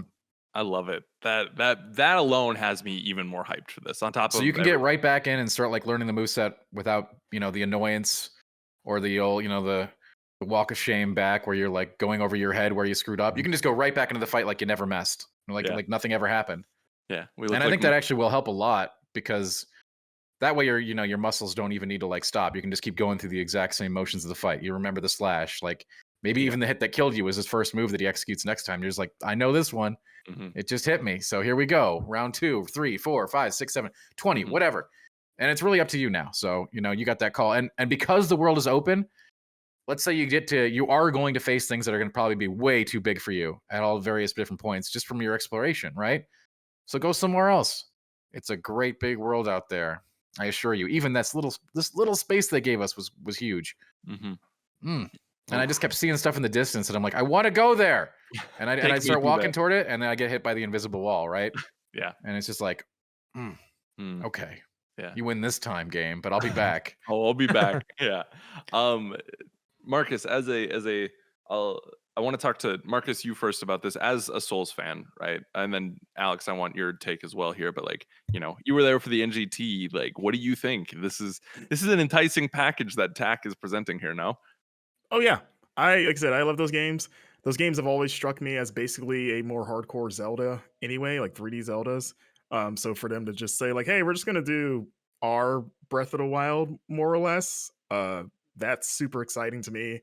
Like watching the footage and listening to Dan, sing its praises. Like I like everything I'm hearing. It's addressing some of the like annoyances I've had with those games, like I said, the ability to just fight a boss again and not have to go through the rigmarole of like getting the trek there, because that's always driven me nuts. Because I feel like I've already proven that I can get past this stretch. I don't need to keep reproving that again. Like just let me fight the thing I'm stuck on.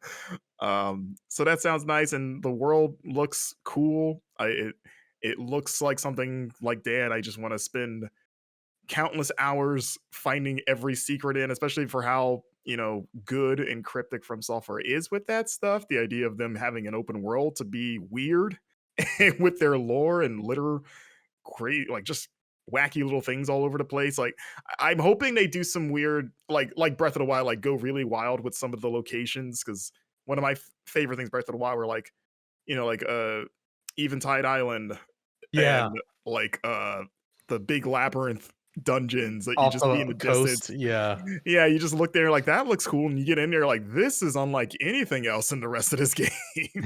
So I'm wondering and hoping they get wacky and not just have dungeons be like dungeons, which will still be fun. But like I said, they certainly have the capacity to get weird, as they shown with like even just their boss designs in the past. So I want to see them extend it to like their level design too. So but yeah, I'm beyond excited for this game. It's my network test email from Software. Let me in. Where's it at, Namco? I want to get in. God. And that will definitely happen, by the way. They put secret areas with secret bosses in their other games that like require quite a bit of effort to get to. Like there's one, again, I spent a lot of time in the network test emoting at a wall because there's a secret area in Dark Souls 3 that you have to use an emote to get to.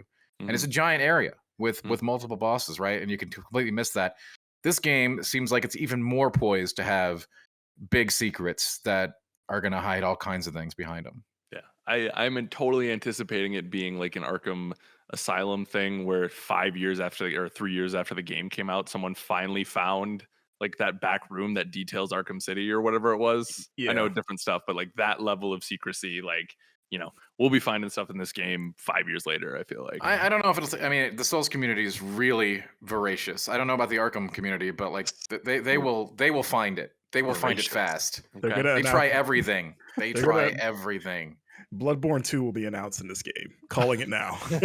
There you go. Or like, what about the realm in Demon's Soul that you never got to go to? What if that's because you can't go there. That's the problem. But you're right. Okay, I'm sure that they will leave some junk in the back that will get data mined or something. Yes, that doesn't count. Yeah, yeah. So, Alex, as a Breath of the Wild fan, as someone who is in a similar camp to me, who doesn't necessarily love these games, but I think you were more excited than I was for this game. Like, after what we've talked about, like, where's your head at, my guy? Yeah, I really respect the Souls series. I enjoyed Sekiro quite a bit, but I've always come to it years later through like my real first attempt was Nintendo Switch on the Dark Souls remastered, and I just struggled with the control layout because it was different from other controllers. And there's always this intrigue I have with Souls, and I think this is finally going to be the one that hooks me, because Breath of the Wild is, pick a day. I'll tell you, it's my, favorite game of the year, or my favorite game of all time. That between that, WoW, and Halo 2, those are like the three for me that I'm like, top three of all time. And Breath of the Wild, I love the open world so much because of that. Like Marcus was saying, the Eventide Island, the labyrinths, can I ride this bear? I can ride this bear. All of this experimentation, You know, even with the physics systems, there's so much experimentation in that game. I just love when games they leave traces of and hints that like, oh, this there's like I'm not near a fire, but there's some fire arrows and then some fruit next to each other. Oh, I wonder if I take these fire arrows and set the grass on fire, can I cook the food if I throw the food in there? I can. Like they said, Zelda does a wonderful job of setting up these little vignettes that like spark your curiosity, and then if you engage with them in a certain way, you realize, oh, this is a new rule that I've learned about the world. Um, and so, and that when you couple that with like just an environment that invites exploration and has lots of little details and secrets for you to uncover, even if it is like, oh, okay, I got another a new club for Link. Cool, but like at least I was rewarded for seeking out this off the beaten path, and it sounds like Dan is saying this game does all of that. And so I am very, very excited. As somebody who loves the idea of open worlds, but hates the task lists that those games become oftentimes, I am very excited for this just because of that methodical approach to it sounds like it's like just they've taken such a methodical approach to designing that world of Elden Ring, and I am very eager to play this game. It's easily my most anticipated game next year, and I really want to play the tech test or the preview, whatever this test is, whatever you call it. But I'm also like, I also just kind of want to wait because I have not watched.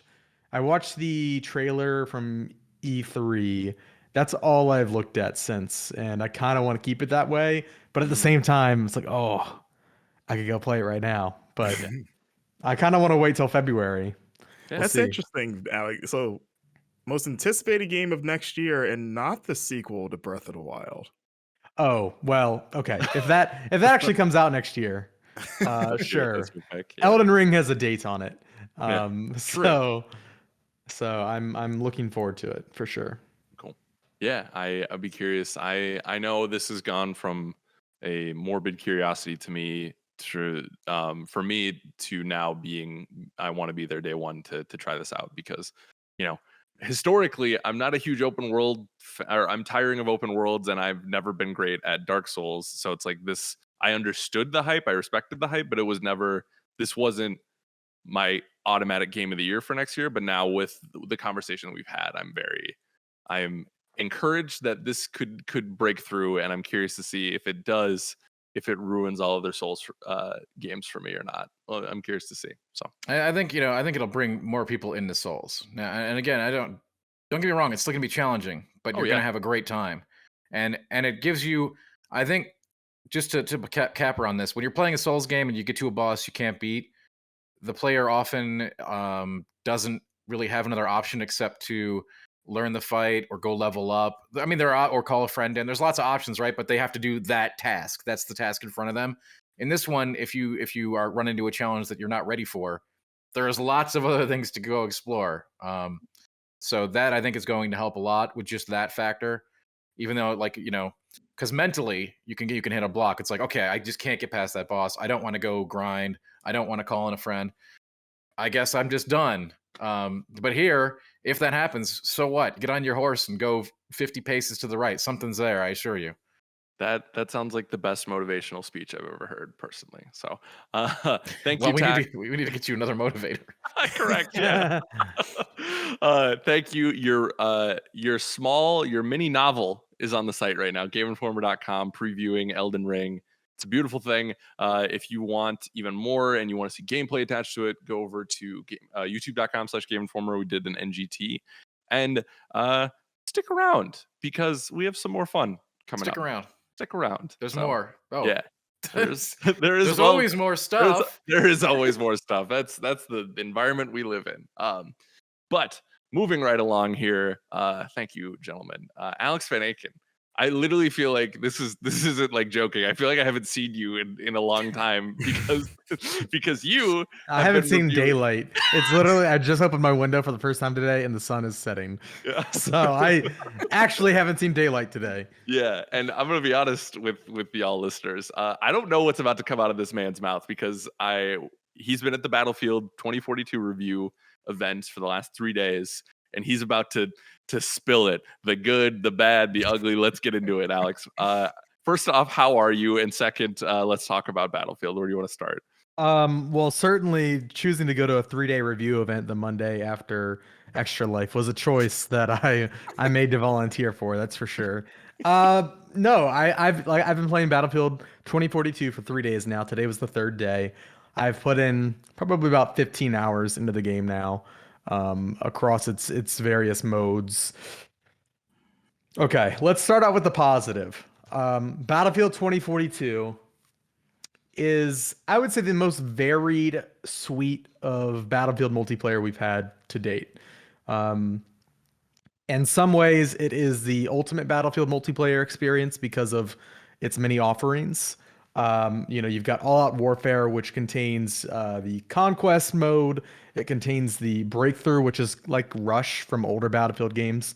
You've got Hazard Zone, which I know what Hazard Zone is now. It's not a Battle Royale, but it is a really cool side mode that I think Battle Royale fans will enjoy, the stakes. And then you've got Portal, which I've come fresh off of today. Today was all about Portal, and that is the creator mode, the Fortnite creative, the Halo Forge, that equivalent for Battlefield.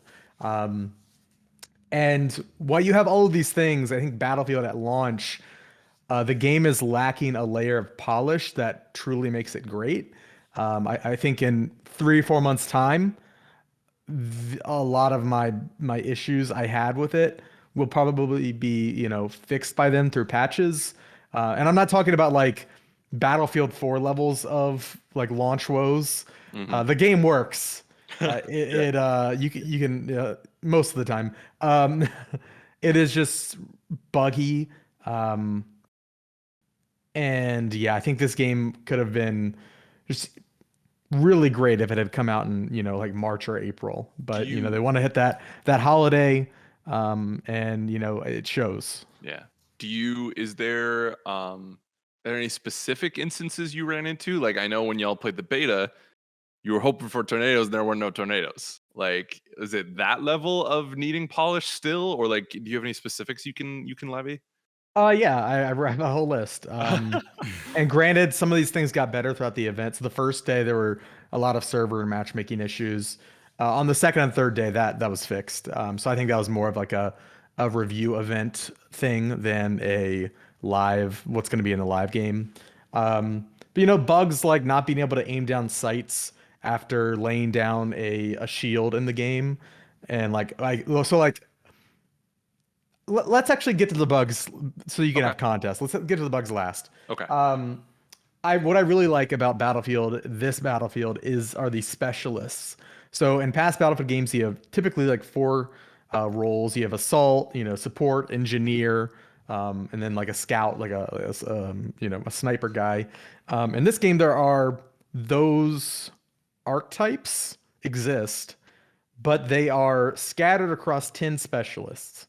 And these specialists, think of like Call of Duty Black Ops 2, where like each specialist had their own little ability that they could use, but you could use any weapon you wanted, any loadout you wanted. That's exactly what this is. So you've got these 10 characters, these 10 specialists, and they all have their own unique look and name and like traits and abilities. So one character, one specialist has a grappling hook. People have probably seen that and messed around with that in the betas. And that is the only specialist that can use the grappling hook. And I actually like that specialist a lot. There's another specialist that falls more into an engineer. Like naturally, usually you would think, okay, this is the engineer class. That specialist, his name is Boris. He can lay down like a sentry turret that's automated. There's another person I like to play named Irish that can put down these mobile barricades and make cover on the fly. And that is, there's a wide swath of things that you can do with these characters, right? One character, you can like revive people from a distance or heal them from a distance, so on and so forth. But how does that work? How do you heal someone from a distance? It's a medical pistol. You blow a kiss. Yeah, it's like you shoot them with. Yeah, yeah. blow the kiss. So once you pick your specialist, you can then assign them. Okay, I want Boris. He's got the sentry gun. Now I can decide: do I want Boris to be an assault type? Do I want Boris to be an engineer type, a support type, or a recon type? And then that will inform kind of like some of your general loadouts. So instead of having 10 different loadouts that you spawn into a match with, you have my assault type is customized to this weapon, this secondary gadget, these tools. Same for the other four. So I'm trying to like show you like there is a lot of customization in this game. And then from once you choose your specialist, your type, then you can start looking at, okay, this round I want to use the incendiary grenade. This round I want to use whatever. This is the most Battlefield 2042 allows you to create very specific characters, whereas past games didn't necessarily let you do. So if you want to be, you want to be carry a sniper rifle, and also have the grappling hook and be like grappling to far up places and sniping, you can do that. What I love to do is take the sniper character and then play as Irish, who can lay down barricades wherever he wants. And I will run around the map wide open where I have like a good vantage point. And in normal Battlefield games, you probably get shot super easy, you die. But as Boris, I have 2 of these half walls I can put down. And now I've created like a little sniper nest. And when we were playing together, my team and I, there was 4 of us on our squad, and we all played that character. And so our entire squad was running like, we would create these mobile sniper nests and like back up the rest of the team from afar. And we were just like, just popping headshot. It was so much fun. I was like, it was some of the most fun I've had playing a Battlefield game in recent years was that moment. But then there's like little bugs that happen. Like, oh, well, when I do go to put down that half shield, if I aim down my scope doesn't have the right magnify, like the right set. It's like it's supposed to be a 6x scope, and it's like a 1x. So then I have to swap scopes on my weapon using the quick equip menu, and then it would fix the magnification on my scope. So little bugs like that kind of, they don't break the game, but they definitely like, oh, I'm like really, really excited about this moment. But there is, some little bug or some little lack of polish that just like brings it down a couple pegs, right? But I mean, like that's the difference between boosting the KD and getting rolled, right? Because the TTK on that is pretty high, right? So if someone spots you and you don't have the right scope on, you're in trouble. Like yeah, that's true. And maybe that bug will be, that specific bug might be fixed by the time it goes live. But little things like playing Hazard Zone with your friends, and there's a bug that you can't revive your teammates. And so like, or, I said scopes having the wrong magnification. Today we were playing a game in Portal, and the teammate I was playing with, he all of a sudden started floating in the air above the battlefield. And I was like, are you in spectator mode? He's like, no, I'm like just playing the game, but I'm flying over everybody. So there's a level called Hourglass in the game that I have a lot of fun in.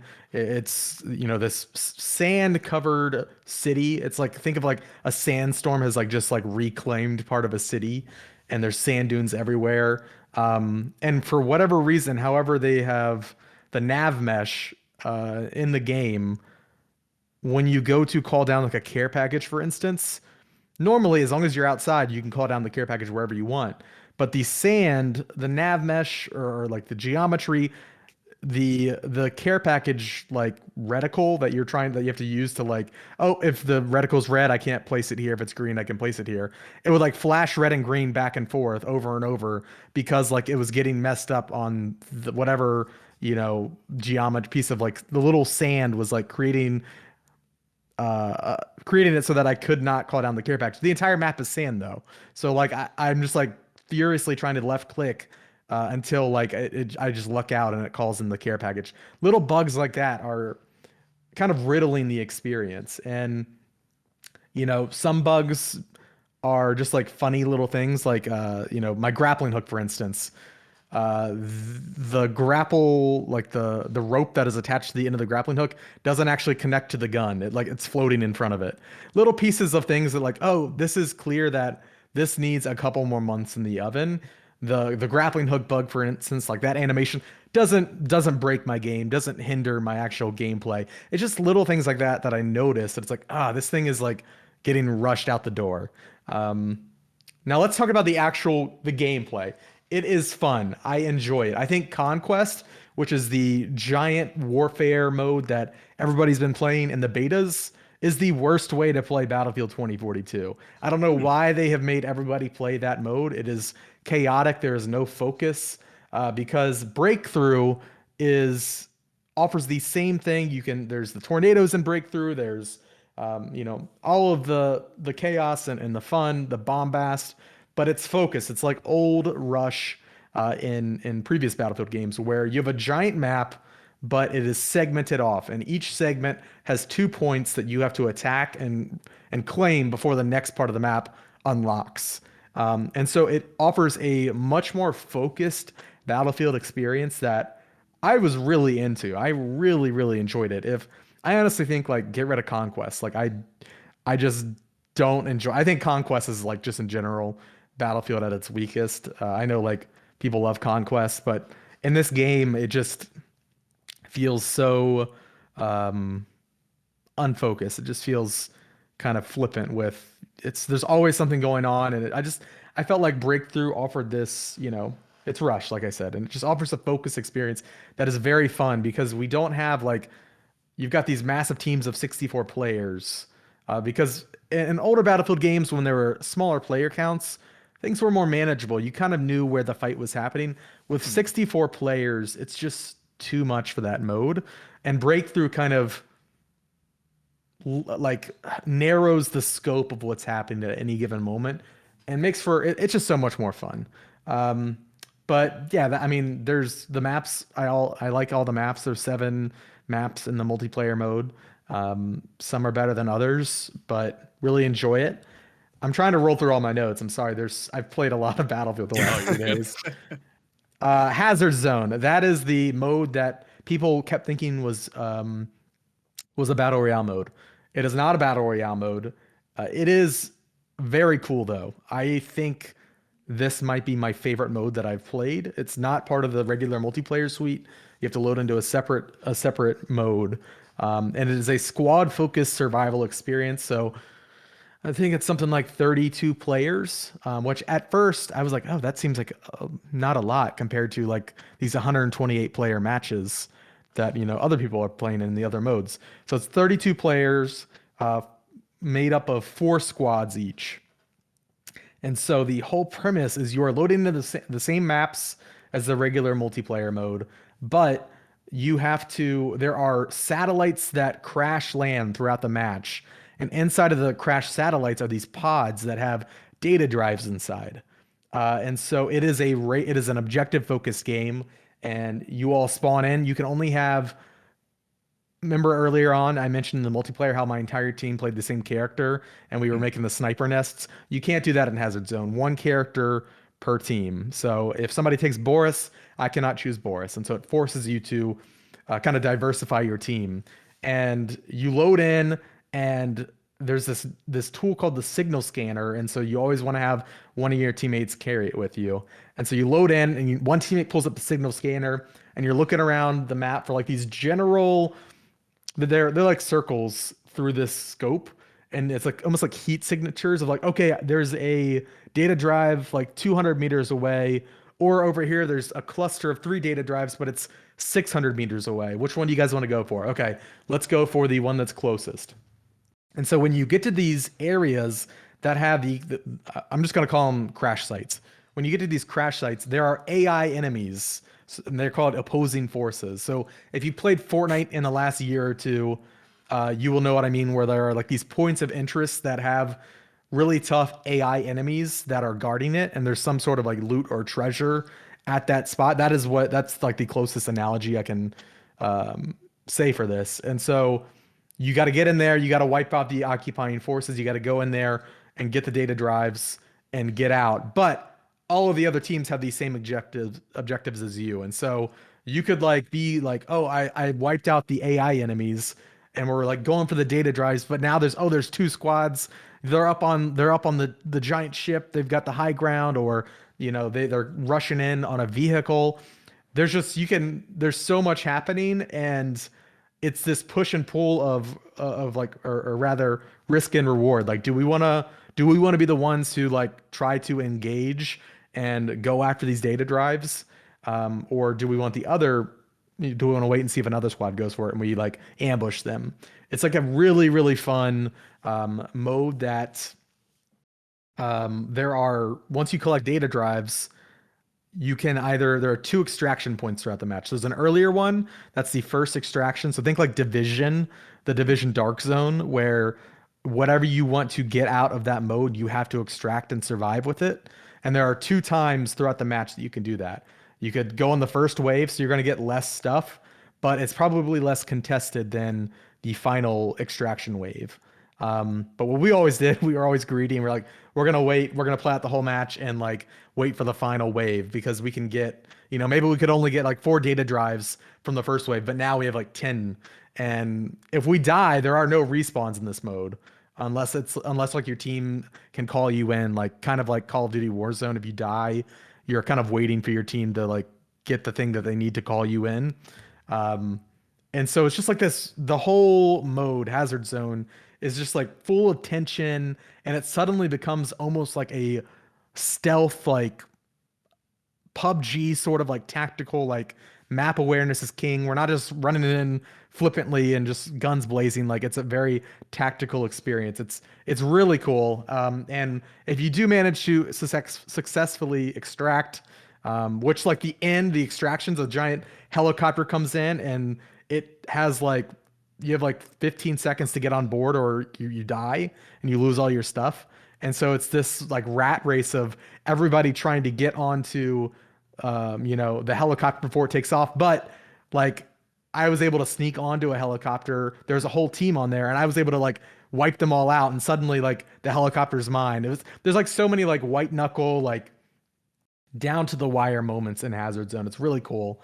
And lastly, yeah, if you do extract with that stuff, there is a meta currency that you can use, because at the start of every round, you take your meta currency, which they're called like dark market credits or something, and that's what you buy your equipment with for that match. So if you blew all your credits and you died, you suddenly have like minimal credits, and you can't afford a good loadout the next round.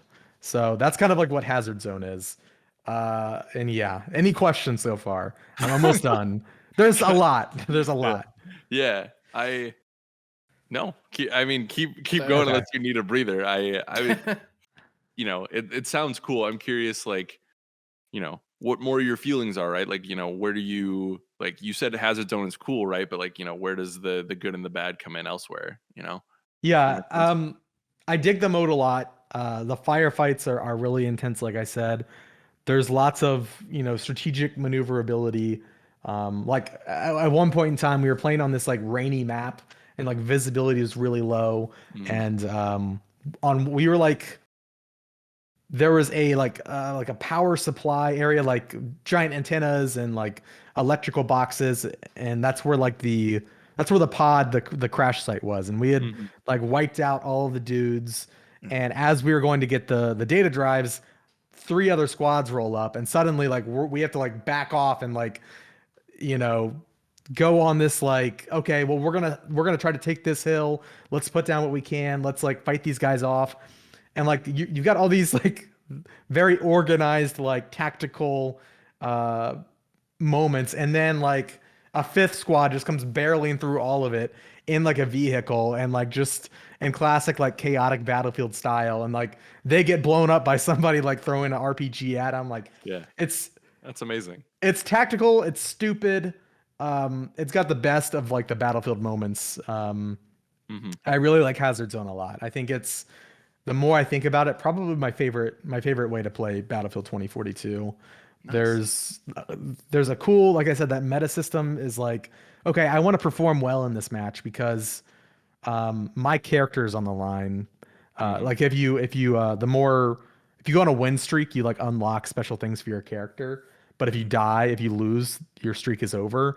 And so there's almost like a, I don't really know the the parallel to it to like easily reference. But like, okay, well on Boris, I've got a 10 win streak, and I've unlocked all this awesome stuff for Boris. So if I'm not playing with my like really good group of friends, I'm not playing on Boris because this is my guy and I don't want to lose all of the progress. So I'm going to play this level 1 specialist I have and try my best that way. It's like a cool risk even outside of the game. Like when you're just deciding to play, you know, who am I going to play this round, you know? It's interesting. But Is one of the issues I had when I played the beta was that sometimes the shooting just straight up didn't feel good. Like the aiming didn't feel super great. Is that something that they've tailored a little bit more in the it feels final better. release It here? feels Does better feel than it better? did Okay, during the good. beta. It's still not I think just part of what I had in the beta, the shooting wasn't the best and was like amplified by the fact that there was so much happening at any one point in time because it was that giant map. It was playing conquest mode, which, like I said, is my least favorite way to play this game. Mhm. I think after, you know, the gunplay feels the same. It's more polished, at least, Mhm. than it was in the beta. Good. But it's not drastically different. So Yeah. if you hated the gunplay in the beta, you're not gonna like the gunplay probably. But if you were like kind of mid on it or like just on the fence, I think it has improved a bit. Good.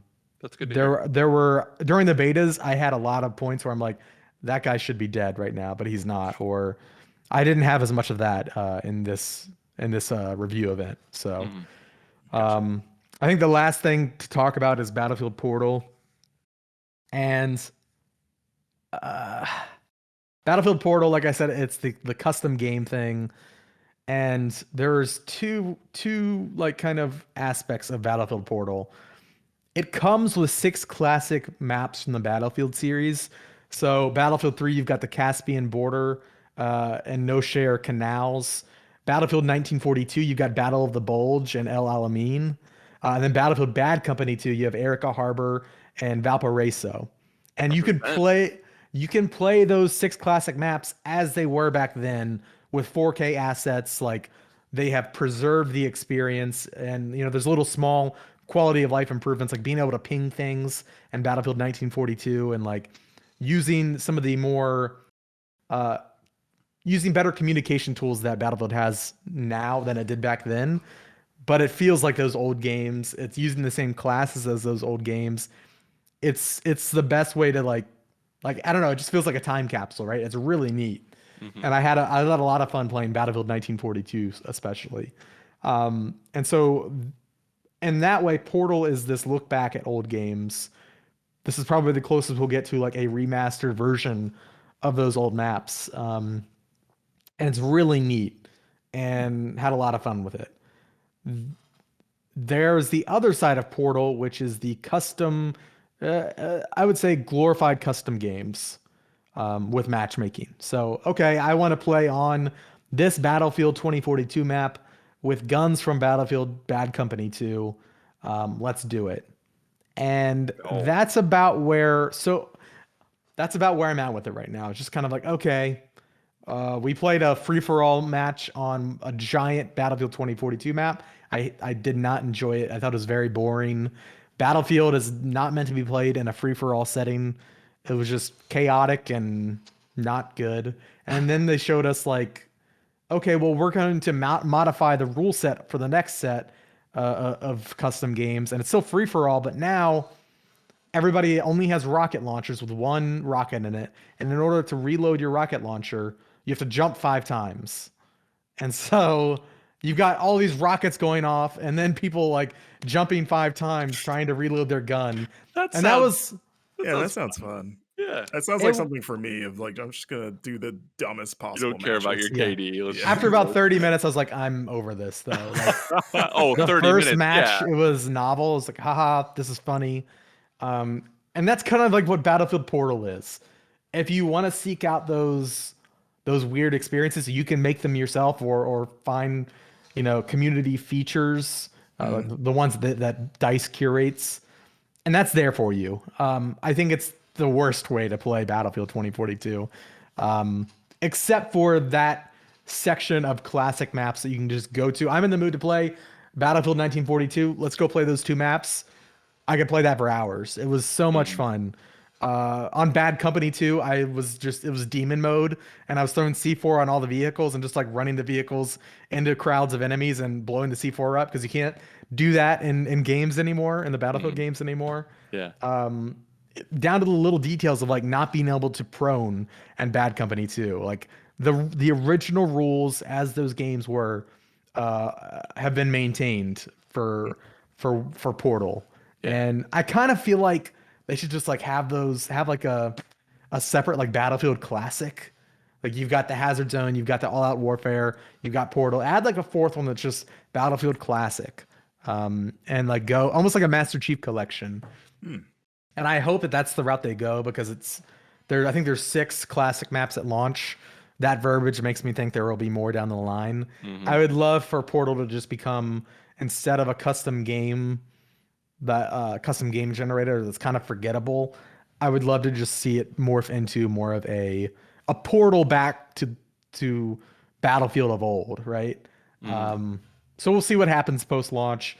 I really loved playing the old maps was, and like the old, I mean, I shouldn't say just maps, like playing those old games, like I said, it's the loadouts, the differences from Battlefield Bad Company 2 to 3 back to 1942. They're all true to how they were back then. And it's, if you want to play those maps with Battlefield 2042 guns, you can. I wouldn't do that. Just play them how they were. It was a highlight, honestly, of their review event, playing those old maps again, For sure. as they were made to be played. That's amazing. So I guess my question to you, Mr. Van Aken, is you've given us a lot of good stuff. Like, Yeah. you've painted a good picture, but I want your final, like, Oh, where are you at on I this literally game? quit the review event and joined this call. So I'm still like processing. I think I definitely like this game. I think aspects of it are really great. And then there are other aspects like I've talked about kind of ad nauseum so far of that like lack of polish. And I'm just disappointed by that because I think if you release this, in March, like I said, it'd be a different story. I think there's going to be a lot of talk about those bugs because it's almost every match there's something. Like it could be something small, like that grappling hook glitch where the grappling hook's not really connected to my gun, or it could be the annoyance of, all right, well, every time I'm playing as a sniper and I want to lay down my like remote cover, I've got to swap out my scope every time to change that to make sure it doesn't bug out on me. You kind of learn to manage the bugs, but that's not really how you want to play games. No. And one last thing I should say, in the Battlefield 2042 experience, being able to like pick a weapon and customize, like if you press T on keyboard, it pulls up like this quick equip menu and have 3 attachments that you can change through. So I've got 3 different scopes on this gun I can swap through on the fly throughout the match. I've got 3 different barrel types, 3 different underbarrel types. So if I want to carry like a shotgun underbarrel, a laser sight, and something else, a grip, I can swap between those on the fly. That's really cool. Same thing for the scopes. Okay, I'm like in a building. Let me pull out my red dot on my gun. Okay, I'm outside of the building. Let me put my 4 times ACOG on the gun. That stuff is really, really cool. I just wanted to get, I don't think I'd talked about that yet. That is a really awesome addition that I hope other games implement because it is, I wouldn't say it's revolutionary, but it's like one of those quality of life improvements that, I don't have to like, kill myself mid-match to swap guns or to swap weapon types well, you still have to do that to swap attachments, I'll say, I really like that flexibility. It changes the game, and makes it so that I'm more willing to engage in more moments. So whereas if I just had an 8-time scope, I'm not going to be running in there with my friends into a building. But now that I can swap my scopes on the fly, I will interact in that moment. I will join in on the fun. And it's a little thing that goes a long way. So there are definitely a lot of positives about Battlefield 2042. I think the maps are really fun. If you like the antics of Battlefield, they are here. There are so many moments where there was one moment where I was like, my character was bugged and I couldn't aim down my sights. And so but I was playing a character that had a shield on his back. And I was like, well, I'm going to make the most of this situation. and I pull out the riot shield. And as I do that, a tank pulls up on me. And it was this moment where like I pull out my riot shield and I slowly like pan to where the tank is and I'm just like looking at him. And the tank's like cannon slowly looks at me. And we both like sit there for like 3 seconds just like looking at each other. And then he fires and I don't die because I've got this massive shield out. And then another tank from the distance shoots this tank. It blows up. Everybody inside of the tank jumps out. I rush up onto people and I get a triple kill with my shield, just shield bashing everybody that was Yeah. inside of the Let's tank. go. There are Yeah. moments like that are like, that was amazing. That was so much fun. Yeah, like That Captain was America. That was so, yeah, Real. exactly. Yeah. It's like that was so cool. The only reason that happened is because my weapon glitched out and I used the shield instead of my gun. Like it's just like it's such a mixed experience in terms of like the consistent, like having a consistent quality, right? But when those moments happen, it's like, oh, this is I haven't had a feeling like this in a multiplayer game in a while. Like when those special moments happen. And that's like what Battlefield has always been good at cultivating is those dumb moments, you know, like playing a Bad Company 2, like I said, going on the little ATV and putting C4 on it and like jumping off mid drive and like having it run into a building and make the C4 explode. That's like what Battlefield is always about, you know. And there are those moments in this game. I just wish they weren't, muddied by these annoying little, sometimes inconsequential bugs. But yeah, that's kind of my thoughts so far, fresh off the event. For sure. And you're gonna have those written down on the site, correct? Yeah, and hey, don't hate me if my opinions change between now and when this episode comes out. But yeah, I've got a lot to process and I've got to write it up quick. So if you are listening to this on Thursday, you can go and check out my review in progress on Game Informer. I am not reviewing this game until I can play it in a live setting, given kind of the bugs and stuff. For sure. I want to make sure everything's working before I give it a score. And I also just want to spend more time in the game. I've got to play about 3 hours of each mode. So my opinions can change a lot between now and the full review. 3 hours per mode is not a long time. So we'll see what happens in the coming days. Maybe I turn around, maybe they put some hot fixes out and things change. We'll see. But if you're a Battlefield fan, I'd recommend it. If you're just somebody who, I don't know where I'm at. I recommend it with the caveat that it is not a perfectly polished experience right now. That's where I'm at with it. So That's why it's a review in progress, baby. Thank Yep. you, Mr. Van Aken. Thank you so Yes. much for No that. I worries. know you've had a very busy time, and I'm sorry I just word vomited for the last 25 minutes. No, it's okay. But Your eyes I had went my black for notes. 1 second. I didn't Exactly, know if you were yeah. okay, but we got through. I appreciate it. So, Mr. Van Aken, thank you so much. It was a beautiful description. And Thank like we you, said, thank be you. sure to go check out his written work on the site. It should be up live right now. Marcus Stewart, Hey. you've been sitting here patiently, been talking about Halo this, talking about Battlefield that, but you, sir, played one of the true big shooters of the year and have some thoughts on it, right? Yes, I reviewed Bright Memory Infinite, which I would imagine most people probably remember it most as from I think it was the very first Xbox Series X showcase that it was shown off.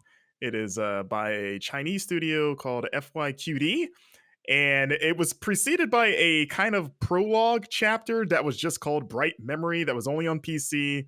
I can't remember if it was free or not. I played it a few years ago. It was like roughly an hour long, and it was basically like a proof of concept. And that concept is that you are a woman named Shelly Tan, who is basically a special forces soldier, and her like organization specializes in supernatural stuff. And a black hole appears on Earth, and it's causing all sorts of bad stuff. And there's a bad guy military organization that wants in on what's going on with that black hole, and you got to stop them. And the way you stop them is that so it's a first person game, and you are armed with a katana and a bunch of guns, well, 4 of them really. And it is just an over the top, fast paced, silky smooth action shooter. And that's kind of the thing that's what like drew people in when they first saw Bright Memory at that Xbox thing, right? Like when you looked at the action, it was so over the top and fast paced that it almost looked too good to be true, right? Like you're like, this looks insane. Like it just like first person Devil May Cry. Oh, And really? I'm happy to report that it lives up to that for the most part. Like Wow. it is a very fun game to play. Like the shooting feels good. The sword play is kind of the highlight for me. Like first person sword play, it just feels satisfying to run up on dudes, hack and slash them, just rapid fire attacks. You have a parry attack that feels incredibly satisfying where you can parry melee foes and it stuns them for a second, and you can straight up launch them in the air and then fly up there with them and chop them up like I said, like Devil May Cry style. Or you can just leave them hovering and just shoot them with your gun. You can also deflect bullets and other projectiles back at enemies with your parry. And I can't stress enough how much fun it is to just play like moment to moment. The action is good. There's not a lot of enemy types, and we'll get into why in a little bit. But the ones that are there, they do a good job of pushing you to use your abilities. Like there's melee guys that get in your face, and you're kind of going tit for tat, parrying each other. There's like kickboxing dudes and dudes with bow staffs, and you're just parrying them and then finding openings and then slicing them to pieces. The guns all have an alternate firing mode that are all like kind of goofy for what they're attached to. Like the sniper rifle shoots sticky grenades, which is a weird combination, but it works. The assault rifle has like homing bullets that explode on impact. The handgun shoots just a giant bomb, basically, like your little pea shooter handgun. It just shoot like It literally a bomb. doesn't sound real. No, it's super dumb. This is a super dumb game, but like it's a good kind of dumb. And like the environments themselves, like it's very linear game. It almost reminds me of like an old school, like maybe like 360 era first person shooter. Like there's no reason to really explore outside of these little collectibles that basically are your upgrade points. And they're not hard to find at all. One, because the environments are pretty small, and a lot of times they put them right in front of you. Like this game wants you to unlock all of its abilities as quickly as possible. Like I had half of the abilities fully unlocked within like the first hour. And when you like, you can upgrade your guns, your different sword attacks. Like you can do like a charge sword attack. Shelia also has it's like an exo arm, which is basically like a super powered fist with technology that manipulates gravity, and you can basically like pull distant enemies towards you, like Scorpion from Mortal Kombat, but without a rope, and then like blow them up with an EMP blast.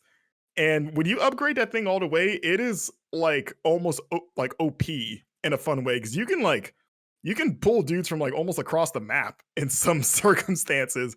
So like if there's like dudes picking at you like snipers, you're just like zoop, and they're like in your face floating helplessly, and then you just make them explode in front of you. That's And incredible. Yeah. and you can just like spam it. Like the cooldown is almost non-existent. Like I was just pulling dudes left and right. And just they're just done. They can't do anything. It doesn't work on like bigger dudes, but it is a powerful thing. And so yeah, like the pure action is fun, and it like I said, it feels like a proof of concept of like, okay, the thing that looked impossible, you pulled it off. The problem is that the game is way too short, like way too short. And it wraps up pretty much right when it feels like, okay, I got a handle on like how I can mix and match all my abilities. I got most things unlocked. I think I got my flow, and then done. And it's abrupt the way it ends. So the story of this game barely exists. It's not so much a story as it feels like you're the third wheel and you're hanging out with the character, because the only other character is like her like commanding officer that talks her through the comms and pretty much just leads her. But they never really explain who they are. Who are these people that you're fighting? There's clearly like a history there. So you're like, oh, these guys. And you're like, who are these guys? And they're like, doesn't matter. Okay. And like the main villain is the blandest dude ever. You see him maybe twice, briefly, and then at the end there's a confrontation when he's like, haha, we meet again. And it's like, Do we? Who are you? I don't know why you're bad. You're just ostensibly the bad people, but they're all like in on it, and you feel like the friend that's tagging along, that's like asking questions like, "Wait, what's happening? Can you guys let me know? Like, I'm new here. Um, this is my first day with your organization." And like, for some reason, outside of, because you're fighting kind of like pretty generic, like high tech enemies, but then also there's sequences where I think you're taken to the past, or there's like a dimensional shift, but you're fighting like ancient warriors too, like dudes with bows and arrows and swords and shields, and then sometimes giant monster guys that are kind of like, because the game takes place in China, so it's like a lot of Chinese designs. And again, you're like, I don't know why this is happening, and the character's as confused as you do. But again, nothing ever gets explained. And the way the story ends, like it seriously looks like it's setting up a second act. Like it hits a crescendo, and you're like, okay, there's probably like a whole other half of the game. And then it's like, nope, it's done, and nothing gets resolved. Like literally nothing gets resolved. Like I literally screamed, "That's it," out loud when the credits roll, which I never have done, like screaming audibly. It's almost like, and it's like insultingly brief. And I had a feeling this wouldn't be very long, because like, you know, like I said, you only have 4 guns, and you can see like in the upgrade menu, it's like, okay, I've gotten all the guns. They gave them all to me pretty quick, unless you're so surprised. I guess this is it. So I was like, oh, maybe this is like Call of Duty campaign length, like 5 or 6 hours. My total runtime in this game was 2 hours and 21 minutes. What? Oh yeah, like that's it. Like Oh Call of my Duty may as well be Lord. Persona by comparison. Wow. Yeah, and so like because of that, the action peaks very early. Pretty much you see everything that you're going to be doing within the first 45 minutes, first hour. Outside of like just the combat arenas, you do have like some parkour, like platforming that again feels good. You can wall run and jump, but the platforming is very basic because it just doesn't have enough time to evolve into anything maybe more interesting. Like you have a grapple hook that can take you across, designated distances. But it just never, like the coolest thing that happens is like there's like one fight on top of an airplane that's flying into the black hole, and you're like, oh, this is cool. But that's pretty much as crazy as it gets. And the enemies, like I said before, there aren't a lot of enemy types. There's just kind of the small batches that they just throw different combinations at you. And then again, you just hit a point where you're kind of using the same strategy over and over. Like you hit the point where you settle in, you're like, okay, I know how to deal with all of these guys. And then outside of the boss battles, which are good, and some of them are like against huge, giant demon looking things, like they push you to use everything you've got. But again, it just feels like it's laying the groundwork for like, okay, they've trained me and they've pushed me to master the abilities. I'm ready for like the next tier of challenges, and it just never comes. And it's infuriating and it's disappointing because it plays so good and it looks nice. Like it's a little generic art direction wise. Like honestly, it looks like an extended tech demo of like, it just looks really nice to kind of show you like, hey, this new platform, look at this. But the assets don't have to be anything super creative because it's not meant to be played. That's what this game kind of reminds me of. But like fidelity wise, it looks like a nice game. It runs smooth, but it's just it's so flat. Like I said, the story is nothing, and the fact that it ends as quickly as it does, I feel like a lot of people are going to be really disappointed because I know people were waiting for years after that prologue. Like, because the prologue was like a decent proof of concept. They had some jank, but it was like, okay, I would love to see a full version of this. And to wait years later and get it, and it's only like 90 minutes longer than that prologue chapter, basically. And I don't know how much money this is going to be. Again, I try not to like equate price with like quality ever, but this is one where it's like I said, it feels like a rip in some ways of like, I can't believe it's just over. Like, that's it? Yeah. Like, after all of this waiting? And then the story isn't even anything. I mean, I wouldn't be playing this game for the story anyway, but it's like, I cannot stress how just nothing it is. Like I said, it's just more like things just happen and they don't even attempt to explain it.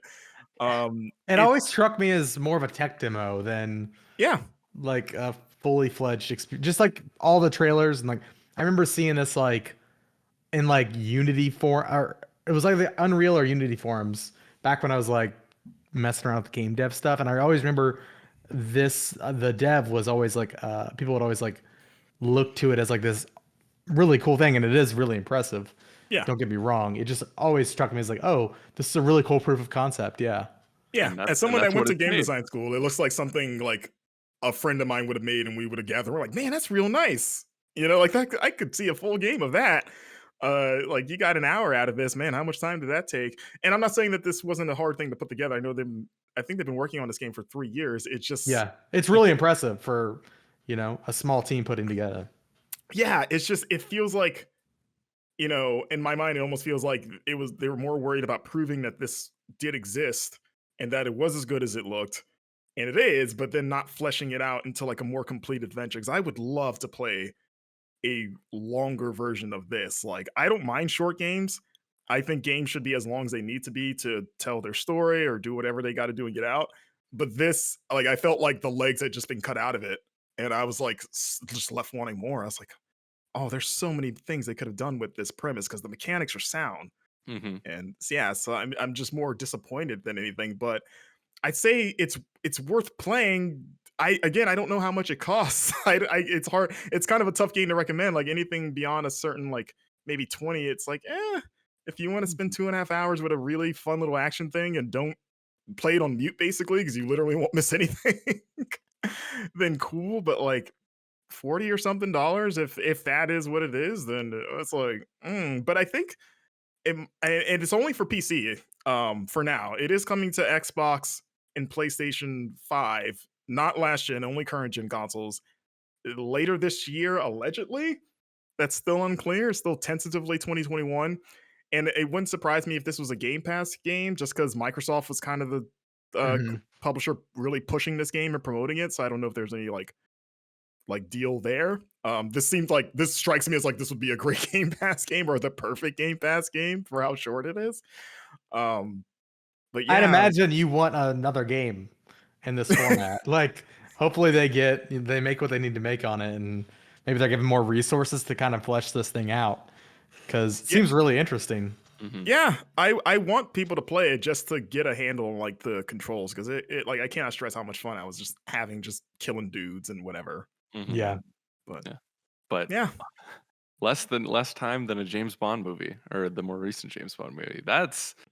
Well, you That's can fun. play it. Yeah, but you can play it. Yeah, exactly. Wow. All So right, yeah, well- my review's up on the site now. What'd you give it?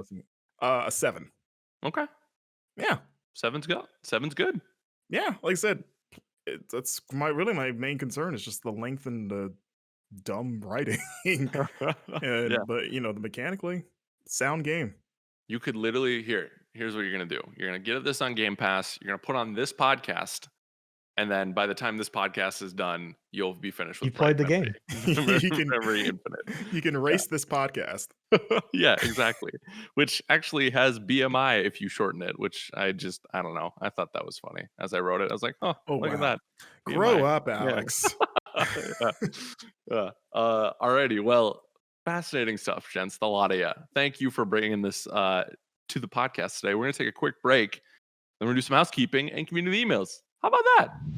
Welcome back to the Game Informer Show. Alex, bring the people some good news. Let's do some housekeeping. What do we got, sir? Yeah, so we always start housekeeping off with a new podcast review. Of course, if you take the time to go and leave us one of those reviews on Apple Podcasts, it helps us out. And so we want to say thank you. Of course, go and leave an honest review. Of course, we like them to be positive, but we don't want you to fake it. This week's review comes from B Mumble, 5 stars, saying swagger like a biggin. M Mumble says, been following the show for some years now and loved every second of it. Static and VA had some big shoes to fill, and boy did they fill them with some big man swag. Love the enthusiasm for games and love how things get real saucy whenever they go on a tangent. Great show, crew. Thank you, B Mumble. We appreciate you, my friend. And anybody else out there? I think we're caught up on podcast reviews. So if you're out there, your fingers are itching, you want to send in one, head over to Apple Podcasts. We'd appreciate that. Let's move on. This week's Thursday stream, which is, of course, the official Game Informer stream day. Every single Thursday, no matter what, we will be streaming Thursday, 2 p.m. Central. This week, I think John Carson's going to be playing Grand Theft Auto, the trilogy, which I didn't realize it was coming out so soon. I forgot it was this month. I'm so excited. I'm definitely going to have this one up on the background. Maybe I'll be antagonizing him from chat. But yeah, go tune in, twitch.tv/Game Informer to watch that. 2 p.m. Central. Notable YouTube videos this week. Alex, I'm going to let you take this away because big week for you. Big old week, baby. Halo. We have the coverage trailer out now. You're obviously watching this now. We've talked a lot about Halo today, but the fun doesn't stop there, folks. We have a lot more, including a saucy rapid fire that I actually got to do for the first Awesome. time ever. So I'm very excited about that. We have some more gameplay stuff. We have some more interview stuff coming up. If you're a Halo fan, you won't want to miss it on this trek to launch. We are almost there, folks, and I'm very, very excited, and I think you should be as well. So be sure to keep it locked to youtube.com/Game Informer. Perfect. Awesome. Well, of course, as always, follow everybody here on social media. I don't remember who was on the show this week because I was in a review event, but I know the 4 people here. Alex Static, the host, you can follow him at Studnick76. You can follow Marcus Stewart below me at Marcus Stewart7. And down there, you can follow the one and only Dan Tack at Dan Tack. And you can follow me at It's Van Aken. I don't know who else was on the show this week, Alex. The only person, Brian Shea was on at Brian P. Shea, and There you Matt go. Miller was also on, but He Miller doesn't- doesn't tweet. So, No. so He doesn't do the social media. he'd appreciate your follow. He has a Twitter account, but we can move on. We can move on indeed. Thank you for Extra Life for tuning in, everybody, for your generosity. If you donated, even if you didn't, thanks for just being there and hanging out with us and keeping us company for the 25-hour charity stream. Of course, we did it with MinMax and Easy Allies.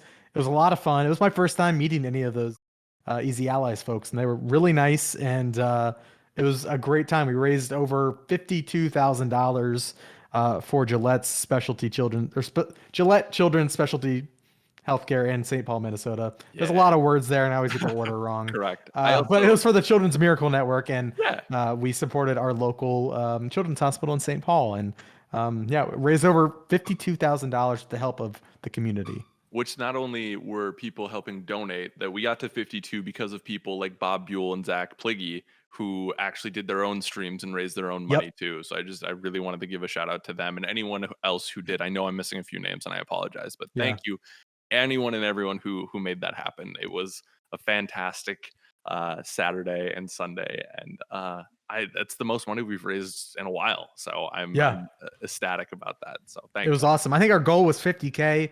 We ourselves raised like 49, and then like Alex said, the community carried us over the finish line, which I thought was really neat. Really, really cool way to kind of round out the event. Of course, if you like this podcast, you listen to it every Thursday, be sure to leave that review, but also go and listen to our 2 other podcasts, Video Gameography, which is our video game history podcast, season 1. Marcus, you're the host of that show. You and Ben Reeves. You guys are talking all about Metroid. So everybody go show them some love. If you like Metroid, or if you're just curious, go check it out. It's a really cool way to learn about that series. And I'm excited for what the next season is. I want to find out after the show. I got to talk to you, Marcus, about what's coming up next, because I'm very, very curious. I'll never tell. Okay, fair. And then we've got All Things Nintendo, our weekly Nintendo podcast hosted by the one and only Brian Shea. That, I think, is housekeeping this week, Alex. You can head over to you for listener emails. Yeah, it's a beautiful thing. I did want to call out quickly the other people who raised money for us: Plaid Yeti, Roger Reichert, Brett Shaw, a lot of great people. So shout out to them. Just wanted to make sure everyone was included in that. So other people did too, but those were the big earners. So listener emails, listener questions. This is one of my favorite times of the show. Why? Because you get to help us dictate what we talk about on the show. And boy, y'all were ready. Y'all were prepared. I walked in that little Discord. I said, hey, y'all, we're doing the podcast, and just pages of questions. So thank you for that. To leave us a question, you can be in our Discord, which, how do you do that, Alex Van Aken? By subscribing to our Twitch channel. If you have Amazon Prime, you have Twitch Prime, or you can just do a regular subscription through Twitch. Link your accounts in Discord, and our server should appear. Yes. And if not, reach out to us. I know some people have had issues in the past, but let us know. You can also email us at podcast@gameinformer.com. We love emails as well. Like this first one that I have up here. This is from David from Chattanooga, Tennessee. Chattanooga. And sweet David writes in and says, hi, everyone. I've always thought of Daniel Tack as being the lovable villain of the Game Informer show. But Blake Hester's multiple diatribes on last week's episode made me realize that the GI Show cast of characters is far more complex than traditional good and evil. I've put together a GI Show alignment chart to help better navigate the show's complex personas.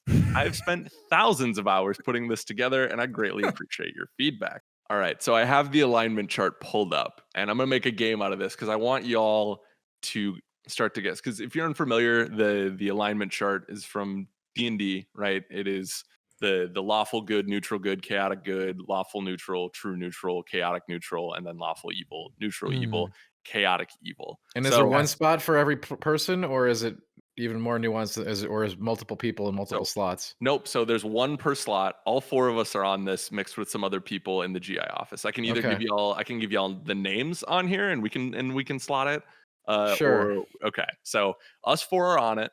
Also, Kim Wallace, Andrew Reiner, Brian Shea, Blake Hester, Ben Reeves. So okay. Do I have to play this game? Yes, you have to play this game. You're influencing your position on the chart right now, Dan. I am obligated. I am sure that I am under chaotic neutral. Interesting. Okay. Wrong. It could be lawful evil. That is way off. Wrong. You're closer on that one, but wow. Wrong. Does anyone else want to take a stab at where Tack is? Okay, he said he's not lawful evil, right? He's not lawful evil or chaotic neutral. I'll say he is. I mean, whatever. This whoever wrote this in clearly thinks I'm a chaotic evil person. Lawful good. Incorrect. Tack is neutral evil. Oh my God. Okay. The worst kind of evil. Non-committal evil. Let's see. So this is interesting. Okay, let's guess where Marcus. Where do you think you're at on this list? What's the best one? Oh no. I think Marcus is lawful good. You think he's lawful good? I'm probably lawful good, honestly. Have you seen this guy? Have you seen him in the Demon Soul Super Replay? There is no way. He is not lawful good. He's not lawful good. Okay, Marcus, what were you gonna say? Well, I already guessed my own. Marcus is neutral good. Ding, ding, ding. Tack got it. Neutral. I'm just going by good. Public perception look, here. We're the complete opposite, Dan. Like, yeah, I'm the bad guy. I'm so evil. Yeah, exactly. The I need a mustache. Yeah. I need a mustache to pull on. You do. Yeah. We can go either way, I guess. There you go. Van Aken, where you think you're at on this list? I'd like to think I'm in the good category. That's what they all think. Chaotic good. Correct. He got it. That's what I usually roll in D&D. First guess. And why does everybody get to be what they want to be? Why do I have to be evil? I'm just, you can talk to David about this one. You can hit him up in Chattanooga. I think you're just cementing. I like Chattanooga right now, Dan. Yeah. What? You like Chattanooga? I do. I do like Now Chattanooga. we're pandering. I would never say it unless I meant it. Yeah. Where do we think I land on this one? Oh, you're lawful good. You're lawful good to the T. That was yeah. pretty Everybody here is just so great, except he's evil. Yeah, look at the three good boys here. Doesn't it feel good to be good? Yeah, guys, I love it. You guys want to have like a good convention after this? We should. Yeah, I'd be down. Don't tell that evil Dan. No, He's not he'll make us neutral. Ugh. He's a poo-poo head. It's not even like a fun kind of evil. It's just a neutral evil. It's like, oh. Yeah, what dastardly deeds are you committing when you're like a neutral evil is like, some accountant who moves numbers around wrong. That's neutral evil. Tipped 18% instead of 20 or something. Yeah. And then just being like, I got you. Neutral evil is like the guy who doesn't leave a tip at the coffee shop. I think Tack does that though. Right? I do. Yeah. You're man of the people. He signs the pad that has the tip. He just writes no with his signature. Yeah. Get a haircut. Here's the tip. No, that's more. I'll be neutral evil if you want, but don't say that I don't. No, this is not going to fly. Tips. The man tips. Yeah. He's not Steve Buscemi in Reservoir Dogs. So we have neutral, or we have lawful neutral left. We have chaotic neutral and true. Entire neutral section is still open, and then we have 2 evil spots left. And we also We also have Kim Wallace still on the board, Brian Shea on the board, Blake Hester, and Ben Reeves. Let's do Blake because I think Blake is could be- chaotic evil. Oh yeah, Blake is chaotic. I was gonna say chaotic good because it's like he's chaotic, but it's usually for a good cause. But I was surprised that Van Aken got that. Interesting. Wrong, both of you. Dan Tack, where do you think Hester? I don't. These perceptions. I mean, I don't know. Chaotic neutral. Incorrect. They have him at David has him at lawful evil, which I don't know what that says about. I Blake. feel like I would have given that to Dan. Okay. And I Sheriff would've of given- and I would've Nottingham. given Blake chaotic evil. Or Yeah. yeah. Interesting. So let's stay on chaotic evil. Out of the people we have left, K-Star, EIC, Shea, and Reeves. Where's K-Star. chaotic Yeah, evil? Yeah. Wait, really? Ben Reeves. What? Ben Reeves is chaotic evil. Ben Reeves should be lawful evil. I didn't say Yeah. it. I didn't say you it. did say that. Like in my mind, I'm thinking like Ben is like Like, he Cletus should swap with Cassidy, like Blake. he's Carnage, basically. Well, I mean, maybe they're thinking about his like man on the street days where, he Oh was yeah, just, you know. I mean, hey, there's no wrong It's answers his here, reign right? when he was terrorizing Minneapolis. Yeah. Before I knew Ben, some of my friends were on that. His one reign of those terror is episodes. Yeah. They still talk about it to this day. I should actually ask her. I bet she does remember that. All right. We have the neutral section now, and we have K-Star, Reiner, and Brian Shea. What are the neutral categories again? Lawful neutral, true neutral, and chaotic neutral. Shea is lawful neutral. Shea Shay? is not. Shea is true True neutral. neutral, yeah. True Nope. True neutral. Nope. Shea, according to this list, is chaotic neutral. And I think I don't know. I think of him like throwing his water bottle one time. I don't know. Is that just I was there. It was True very chaotic traumatic. energy. The one time he threw a water bottle. I remember he got so mad. He got Yeah. so mad he moved a water bottle around very, very quickly. It was was- You know, very I'm fast. always saying that guy's chaotic. I was saying, is it because he genuinely loves Sonic games and thinks Mm. Crush 40 is a genuinely Mm. awesome band? Probably. Yeah. Yeah, that's exactly why. And I Those- say this as a Sonic fan too, but even I'm like, I don't know about all that, Brian. But He did give Far Cry 6 a 9, so maybe Chaos there is some- Emeralds. I get it. I can see oh it. yeah, Yeah. that's true. When you put Yeah. it that way, Yeah.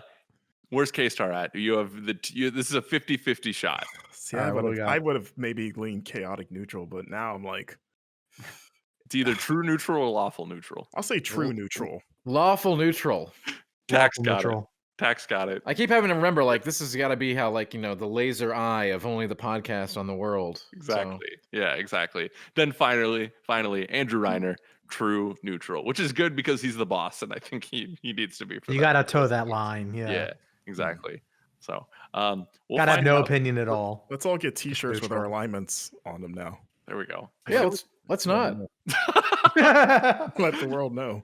I feel like lawful good is just boring though, Tax. So at least you have some like Lawful, pizzazz. lawful evil, or no, what? neutral evil. Neutral evil. Like that is God. Like, Imagine what do I do? I put cheese on my toast or something. That's my big act of rebellion You're for like the a- morning. you're like a mischievous Switzerland. Yeah. He snoozes his alarm clock one too many times. Then he wakes up just like yes. It's like I replaced that order. I took away their rye bread and I gave them caraway. And it's like, whoa, got him. oh I know, no! it's like, oh, that scamp. Yeah. David, thank you, or maybe not. Thank you to your list. My kids will never know I hid carrots in their food. Yeah, exactly. It's that kind of thing, right? Oh, it's fun. We have fun here at the GI show. We do. Here, Dan, we'll get you on track here. Thank you. I'm David. already on track. I'm gonna lay in bed tonight and think about what I've done to gain this designation. We're gonna keep Taco. This is gonna haunt Tax's sleep. It's a beautiful thing. Evan One Sonic from Discord writes in and says, "What is the best Souls-like /light?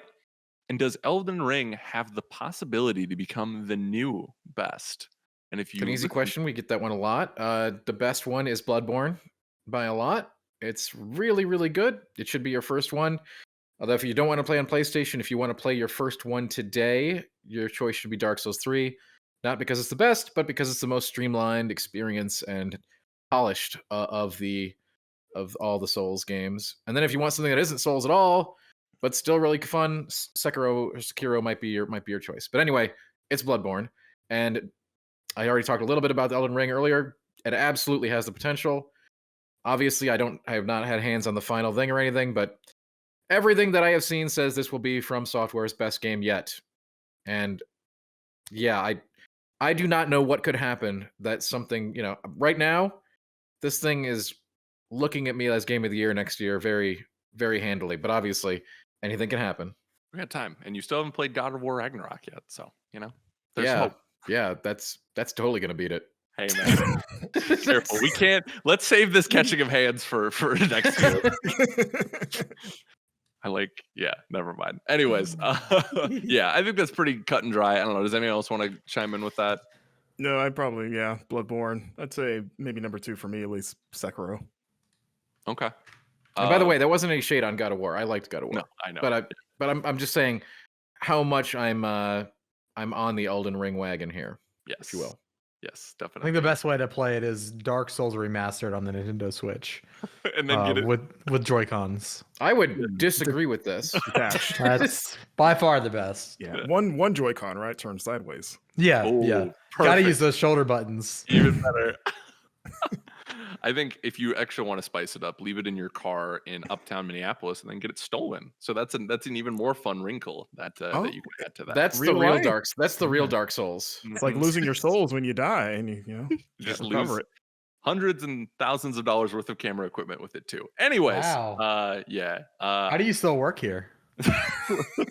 Well, you could ask my old company. Yeah, That's why you work here. Yeah, yeah.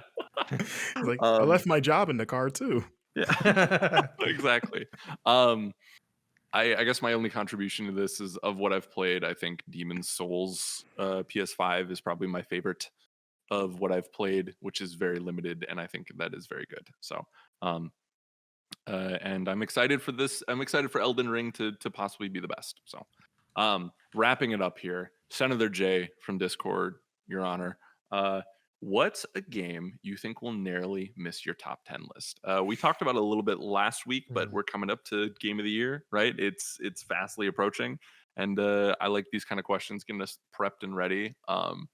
I know for me, The Artful Escape is like right there, and I want to put it in my top 10 because I think it's one of my favorite stories of the year. I really identified with the characters. I loved the visuals. The music was incredible. I listened to the soundtrack on Spotify. As a game, though, it is very much very simple platform jumping, which isn't a bad thing, but like it's hard for me to balance that against games that I think are better video games playing experiences, like Back 4 Blood, for instance, right? Like Back 4 Blood is a solid first-person shooter that has more complex systems than The Artful Escape does, but I like The Artful Escape story a lot better.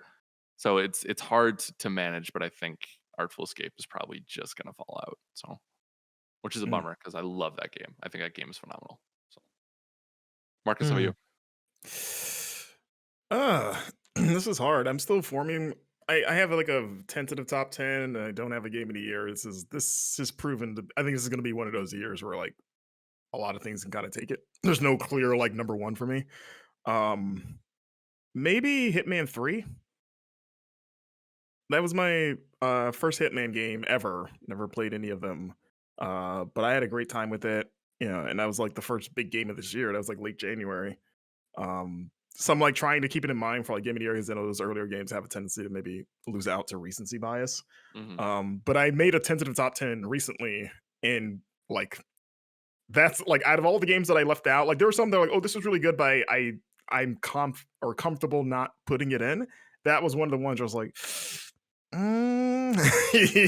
like it's like I wish I could do 11. I think there'd be a place for you, but I can't see you knocking out these other ones. So I think that's probably number 11 on my 10 right now. That can change easily because there's quite a few games that are very good that I'm still working through. Like Metroid. and There's stuff. there's still a lot of year to go. Like, I still haven't played Battlefield, Pokemon, Halo, like, there's Mm. still a lot of stuff. So these lists are going to be changing. But I think right now this is a good, interesting look at where we're at right now. So Van Aken, you look like the thinking man right now. Look at you pondering away. I think 3 games that might make out of my list, but they might just miss it. Knockout City, Ooh, really fun sports game that came out this year. Doing some new cool stuff that I really dug. I had a blast playing that game. Loop Hero, I really want to put on my list because it's a really cool game. But I'm not sure if it will. If it misses my top 10 list, it'll just miss it. And then potentially Bowser's Fury. Although that might be on my list too. There's a lot of like really solid games this year, and it's making it really hard to like. I feel like there's only like 4 games that are like definites on my list. Everything else, like, you just kind of like roll the dice and see what's on my list. See how you wake up tomorrow. Yeah. Yeah. I think that's the beauty of this year as well. There is no Last of Us 2. There's a lot of great games, which is going to make for harder conversation on our part. But like, I think this was a really great year. But we'll see how that shakes out in the discussions here. Tack, do you have an answer to this one? This was a freaking amazing year. But like you said, this has really been a tough year to formulate my top 10. I've been moving pieces around to the puzzle here. Things are coming on, things are going off. Forza might make it on. Oh, I probably will, to be honest with you, but we'll see. And like, it's still quite in flux. This last month is hot, and it's not over till December's over, at least for me. I think potentially, like, something like Scarlet Nexus or Loop Hero could fall off, but I thought both those games are great. Yeah. My list has all kinds of oddities on it that no one else in the office will have on it, and you can't wait to see them. Bing, bow, boom. boom. Is this just 60s Batman now? Yeah. There's lots of biffs and pops, and people are gonna look at my list. They're gonna be like, "Whoa, Bort. Bro. whoa!" Yeah. I just snuck a peek at Tack's like tentative list, and there's some games on there. Yeah. I'm not making it up. I No, didn't make you're it up. not. It's real. Yeah. Oh, I love it. That's a good way to wrap this up. So keep it locked to Game Informer. We're gonna have our Game of the Year content in December and probably a little into January. I don't know. We're still working out the timing of it, but be prepared for Dan Tack to think of a new entry and come scribble in your magazine to make sure that Wilder Myth or whatever is number 10 on his list. Oh, he's signing autographs. Yeah. See, Wilder Myth, it's on there right now, okay. but it could leave. Okay. It's a wild year. I'm telling you, I've been moving these pieces around in my mind. It's very complicated. Yeah. Also, real quick, you guys say Wilder Myth? I've been saying Wildermyth. I say Wildermyth too, but I was just gonna go with it, Marcus. You had to do it. You had to bring I it needed up. to know if I was wrong. I was like, is this a Hermione situation? Where like I heard it said That's it. one of the neutral evil things is pronouncing it Wilder Myth. Oh, Instead of I didn't Wilderness. start it. Yeah, I was being lawful good by letting it go. Wait a minute. Are we switching spots? What's happening here? He's usurping you. Yeah. Ladies and gentlemen, this has been another episode of the Game Informer Show. Thank you so much for watching or listening. It really helps us if you go and subscribe and leave a review over on Apple Podcasts, Spotify, wherever you get your podcasts, on YouTube. Thank you so much. The streak continues of huge episodes. We appreciate your support. I'm sure next week will be just as massive. Alex is dreading the thought, but we'll get through and we'll have some fun doing it. So be good to one another, and we'll see you next time. Bye, everyone. Bye.